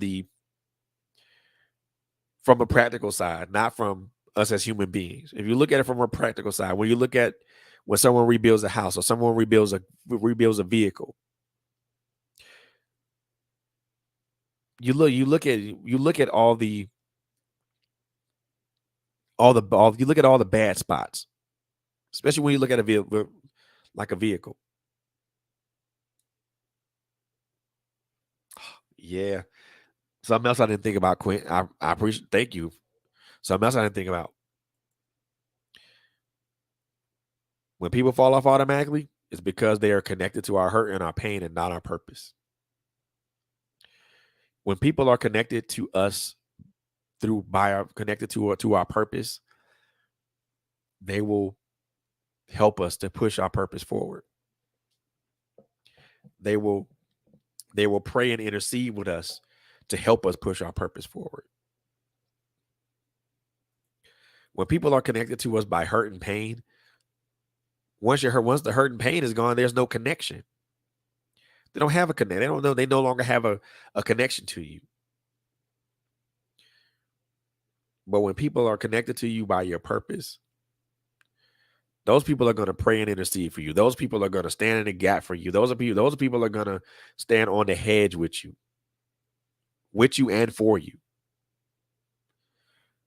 Those people are going to be the ones, like I said, those will be the ones that's going to propel you forward. And at the same time, you're going to grab their hand and you're going to bring them forward with you.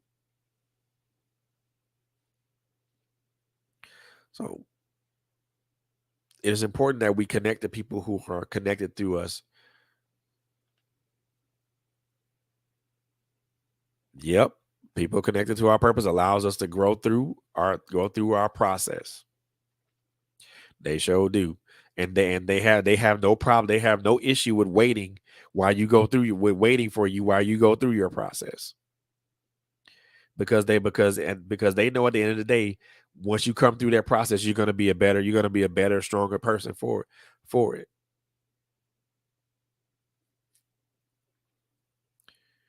Truly connected people don't mind sitting back and waiting. They don't mind saying, "Okay, that's fine. I'm here. Whatever you need, whatever you need from me, whatever you need from me, they'll be there for you." Truly connected people will always are truly connected people that are truly connected to you are reliable people, y'all. Just understand that. Now, as we wrap up and we conclude this particular episode, I just want to leave y'all with a particular thought. We've talked about the rebuilding process of who rebuilding, mind, body, spirit, heart, soul. Um, the rebuilding process to me, I look at it as like either rebuilding a house or rebuilding a vehicle, rebuilding a car. As you go through that rebuilding process, there are going to be things that you're going to discard and things that you're going to keep. Some of these things that we discard are things that we don't necessarily need. Some of the things that we keep are things that are parts of us that are dead. That parts of us that we need that were damaged. Same thing with rebuilding a house or rebuilding a car. And I'll compare it more to rebuilding a car. you'll see damage spots, you see rust spots in a car, or if you're rebuilding a car. You see things that need to that need to be repaired. So you go through your process of repairing. You go through your process of finding those places that we as human beings are weak in, and we start buttressing and making those things stronger. Just like in rebuilding a car, you see places that need to be sanded down or welded back together. And sometimes you have to take materials to do that. You have to take materials to do that. And sometimes you have to be given materials to do that. But as you can slowly continue through that rebuilding process, you begin to see you take shape again. You begin to see you begin to see you take shape again. Just like when you're rebuilding a car, rebuilding a house, you begin to see that house take shape again. And now as you continue to rebuild it, now you're adding more elements and components to it. But at the same time, you're doing what you can to secure those components and make them stronger. With rebuilding a car or a house, that comes through adding more materials to it. With us as human beings, that just goes through going through each process that we go through in rebuilding our mind and our spirit and our body and our soul. We go through those processes, and each of those processes is an individualized process that leads to a larger finished product. And as you continue to do that, and as you go through the final phases of that rebuild, you're adding finishing touches to it. You're accentuating areas. You're continuing to secure areas, make areas secure, make those areas look good. Well, not necessarily look good, but then you're also adding that last veneer of paint on it. And it and you pull yourself away from that vehicle, and you look at it, and you look at that finished product. You say, damn, that looks good. I did We did a good job, and we did a good job in rebuild. We did a good job in rebuilding that and putting it back together. It should be the same thing when you look at yourself. When you finally get through that rebuilding process, and then you pull yourself away, and you look at yourself, and you say, "Damn, I did a good job in rebuilding myself. I really did a good job in putting myself back together. I went through each of the individualized processes, made sure that each process was completed thoroughly,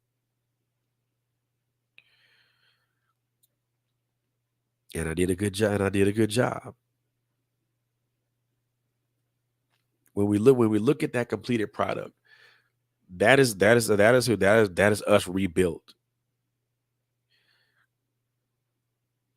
Slightly worse, slightly more worse for wear, because that's just the nature of who we are as humans. But a whole hell of a lot stronger, and a whole hell of a lot smarter, and a whole hell of a lot wiser.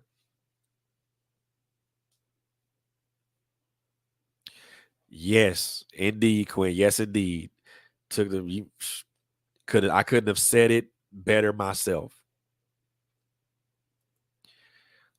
I don't just look good, but I feel good. I'm healthy and I'm whole.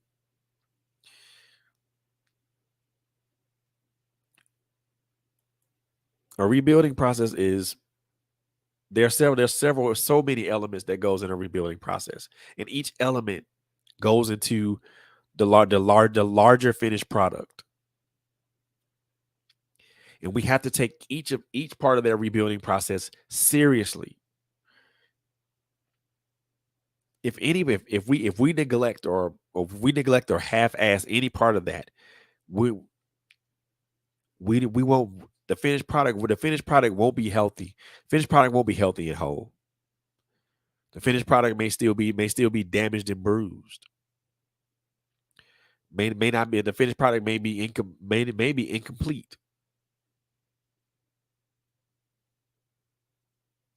But when we go through the whole process and we go through that whole the rebuilding process as a whole, but we also make sure that we take great care to make sure that we go through make sure that we do the other sub processes to make sure that each one of them is followed thoroughly. We come out healthy, we come out whole, we look good and we feel good. And we won't go through that repeated cycle of building and rebuilding and because that because after a while that becomes exhaustive. And if you're building and rebuilding and all this other good stuff, come on, man. No, I can't. We can't. Come on, y'all. That's the definition of insanity. Doing the same thing over and over again, thinking you're gonna get a different result.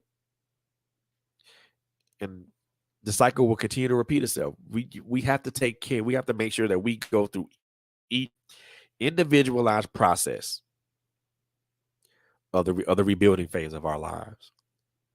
Because I truly believe, and like I said, and Quint and my sister Quint said it so eloquently. If we go through that and complete it, not only do we look good, we feel good. We're much more healthier individuals. We're much more whole individuals, and we eliminate those repeated cycles.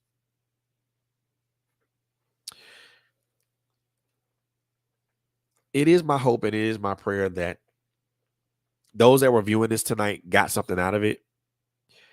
If you did, I appreciate. I'm very appreciative. I'm very very appreciative that if you did get something out of it, it was I just wanted to make sure. I mean, and I may have been long winded in a lot of things, but I think those me being long winded was for a reason, for a purpose, because I want people to understand that when we rebuild ourselves, we're literally going sometimes we're literally building ourselves from the ground up, y'all. And and sometimes building ourselves from the ground up, well, good thing, good thing and bad thing all at the same time. But it's always a good thing when we're rebuilding ourselves. So I hope somebody got something out of that.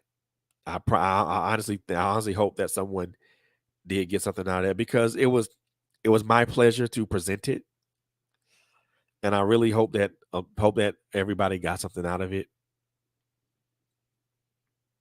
Yeah, most definitely, Quint. Most definitely, being at peace is the greatest thing.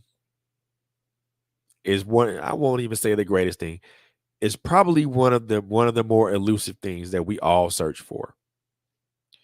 We all want to be at peace with ourselves and with people. We all want to be at peace with ourselves and with the things that we've been through.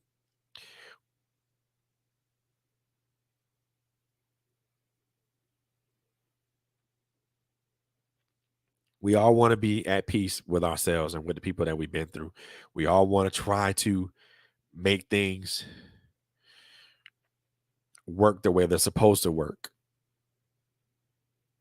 And that's cool. But I think being at peace with ourselves should be a little bit more important. The reason I say it should be more important is because when we're at peace with ourselves, when we are truly at peace with ourselves,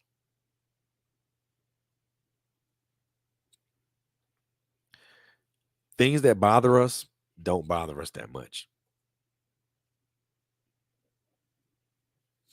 Things that we go through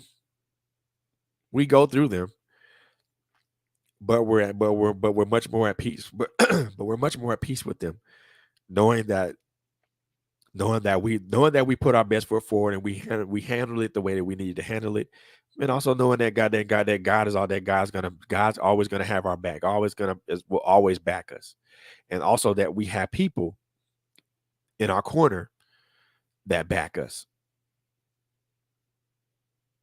So hope what I said was able to touch someone, reach someone. Yeah, we do take a different approach when we're at peace. We look at things much more thoughtfully when we're at peace. We look at things much more thoughtfully when we're at peace. I can't even stress that enough. But I do hope that, so you guys someone was able to catch that, to catch this, and and glean something from it or learn something from it, because I know I did. I learned a little bit more about myself. I learned a little bit more about myself just when I'm just talking through it.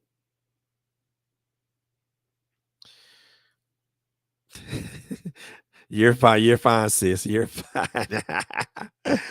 You're okay. You're okay. Trust me, you're good.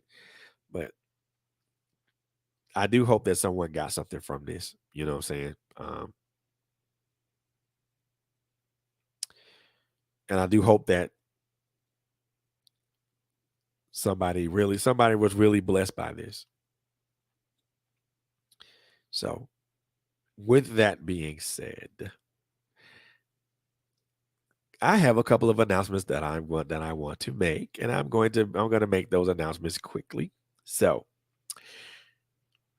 first and foremost, um, couple of things that I want to say. I am first of all, is first and foremost, I've been nominated for the Man of the Year award. Um, doing a Men of Honor banquet award ceremony and banquet that's going to be held in Spartanburg, South Carolina, on October the 15th. And it is not too late for you guys to vote. Voting will last. Voting is going to keep rolling until September the 18th. To September the 18th of 2022. So you guys can still vote for me. So please, I want you guys to keep those votes coming. I am this is an this is I'm the one thing I can say that this is, you know, the first time I've been nominated for anything at this point, and I'm happy, and I'm so happy for this. And wow, just I'm very happy for this, and I want to make sure. And even if I don't win this award, it's the simple fact of being nominated means a lot to me, because it really, because it tells me that, because it lets me know that I'm on the correct path, and I'm walking the correct path, and I have the right people aligned with me. So again, it's not too late to to vote. I am actually putting the website to vote in the comments. So please, and thank you. Keep those votes coming. You have until September, I think September 18th, to continue voting. As I said before, the award ceremony will be in Spartanburg, South Carolina, on October the 15th of 2022. Um, if I'm able to, I will probably do a Facebook live from the award ceremony, just to let everybody see it, and take in the sights and sounds and stuff like that. Um, the other thing that I want to make an announcement for, I wanted that on I will be with my sister, Miss Shayna Goodine, in her unapologetically free virtual conference. I will be one of the speakers. That particular conference is gonna happen, and I'm looking for the date now. If I'm not mistaken, I think this is going to be. I'm looking. I think this is. Yes, this is going to be September 15th, 7th, September 15th at September 15th at 7 p.m. If you're wanting to register for this, I'll see. Let me see if I can find the link for you guys. Oh, there it is, right there. I will put that link in the chat in the comments.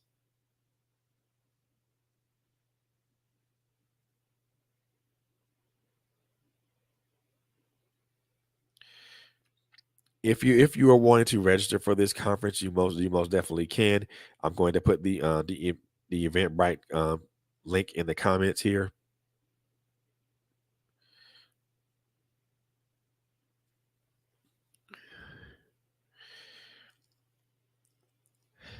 Not only will I be speaking, there's going to be a host of other people speaking. Um, do me a favor, support my sis Sheena Gadine. She's got a one.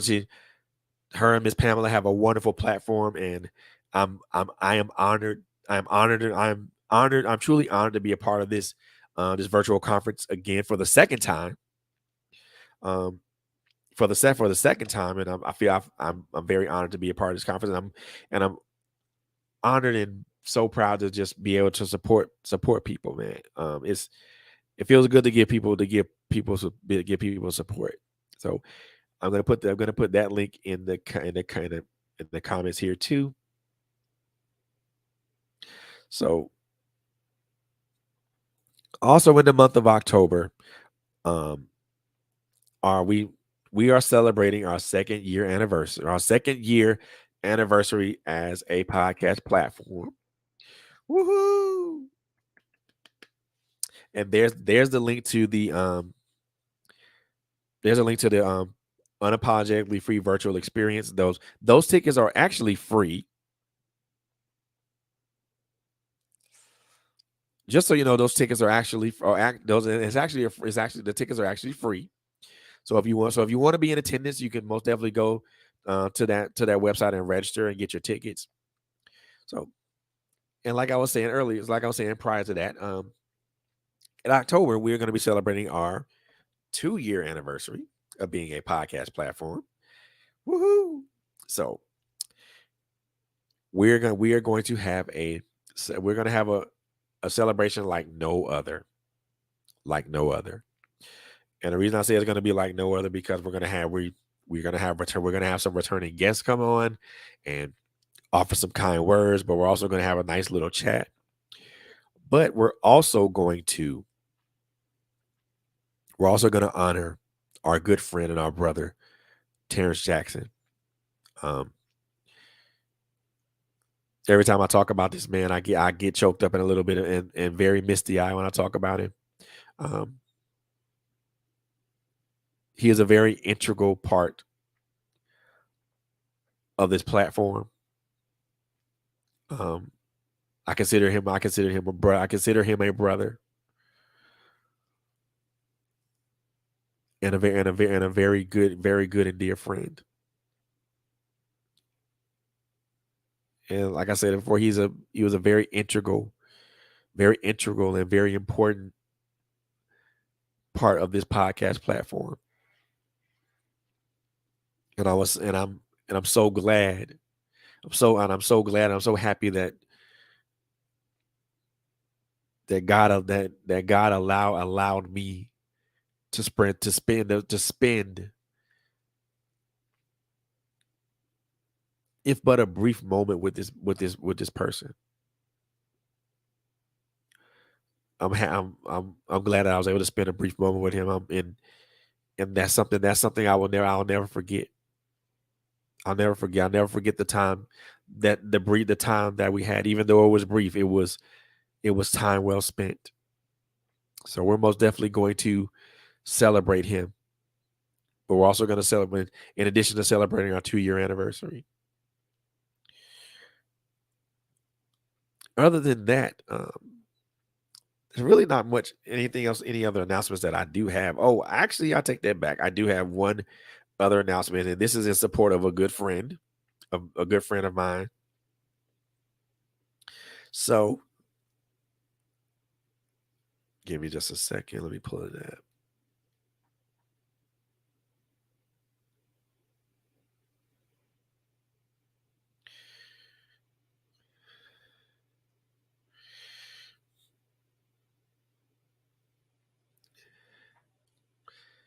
So for anybody that is in the Georgia area, so for folks that are in Georgia,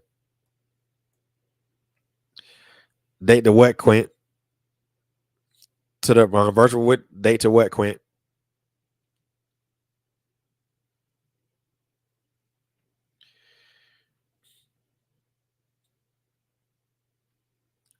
What date you need is what date you need is this.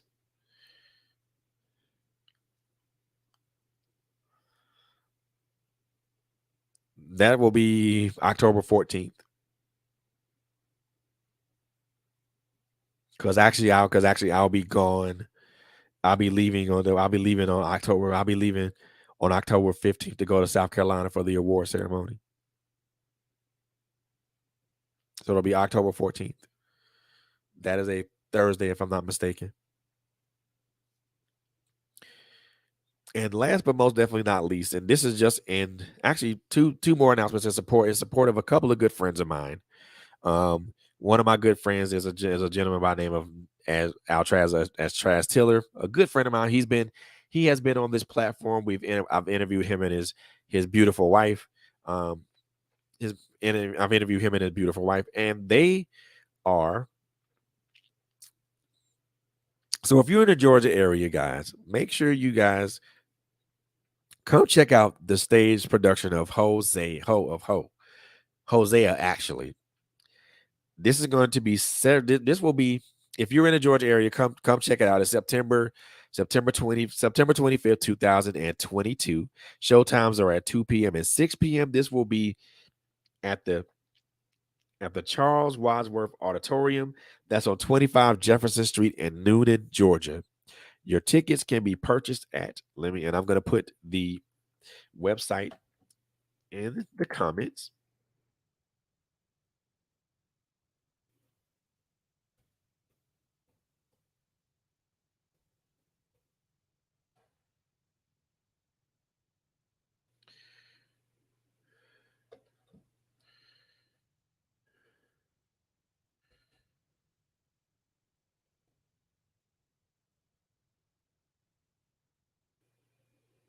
Okay, had to make sure I get it right. So that is the website that you guys can go check out. Go to purchase tickets if you're in the Georgia area. Most definitely purchase those tickets. Like I said, the play will be in Noonan, Georgia. That will be on September 25th. Two show times, one at 2:30, one at 6 p.m. There the cat the there's a wonderful cast that they have arrayed for this particular play. Um, if you haven't been to a television productions play or anything like that, you're in for a treat.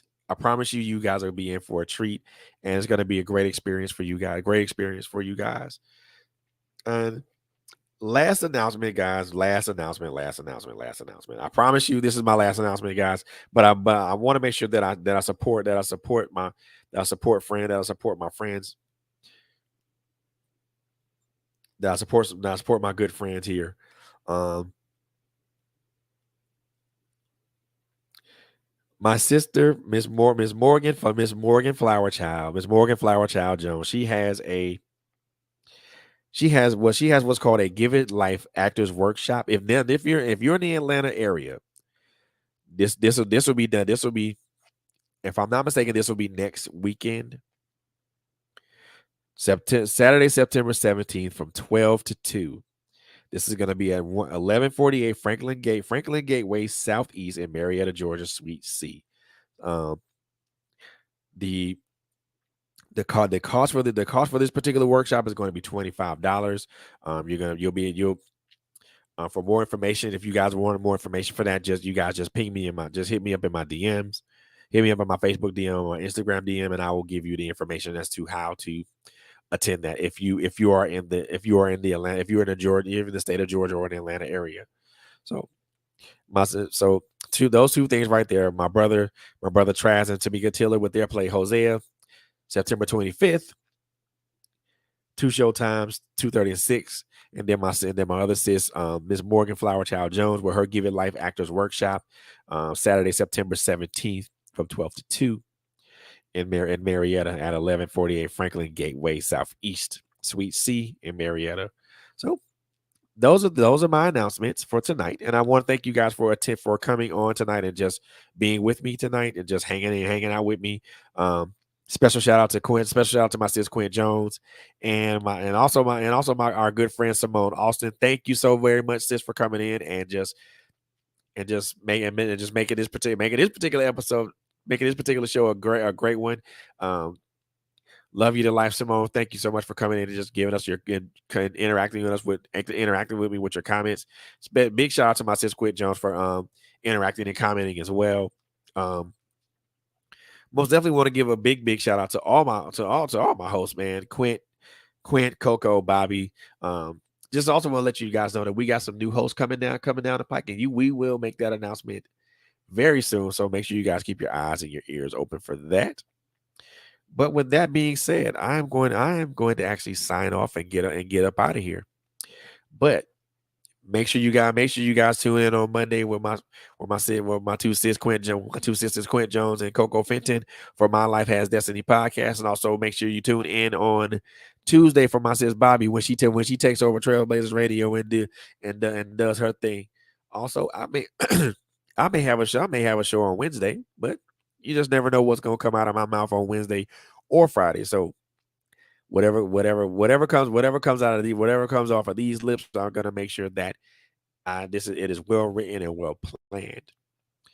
But with that being said, I'm gonna sign off up out of here. You guys continue to have a wonderful day. Well, I won't say a wonderful day, but a wonderful week, a wonderful evening. And you guys continue to have a great weekend. Also, want to make sure that you guys understand these 3 things right here, man. Number one, take care of each other. Number 2, be good to each other. Last but most certainly not least, it's a crazy ass world out here, y'all. So above taking the first 2 things in consideration, and above all, please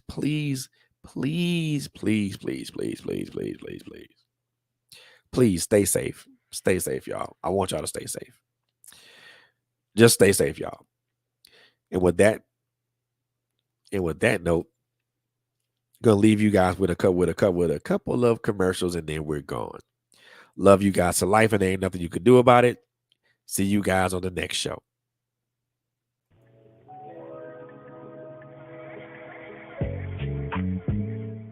We're living in a different time.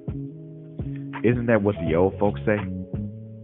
Well, I beg to differ, because there really is nothing new under the sun. We used to think that this generation was stronger than that of my parents. But after learning where and whom we come from, I realized that this was a false narrative. They fought, bled, and died for the liberties that we take advantage of today. So I changed my mind. We are our grandparents. We are our parents. This is where the idea for uppity Negro apparel and accessories comes from. We are the uppity Negroes that defy boundaries, broke chains, climbed mountains, and crossed valleys of hatred, bigotry, illiteracy, and oppression. The statement is simple. The cause is never ending. The sound, loud. Say it with me, Kendrick.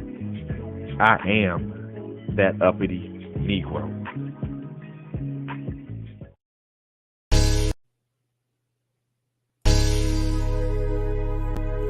Join Bobby for The Takeover every Tuesday night as she tackles tough subjects with her trademark humor and wit. We guarantee you'll be educated, edified, and also entertained. So join us at 8 p.m. every Tuesday night right here on Trailblazers Radio.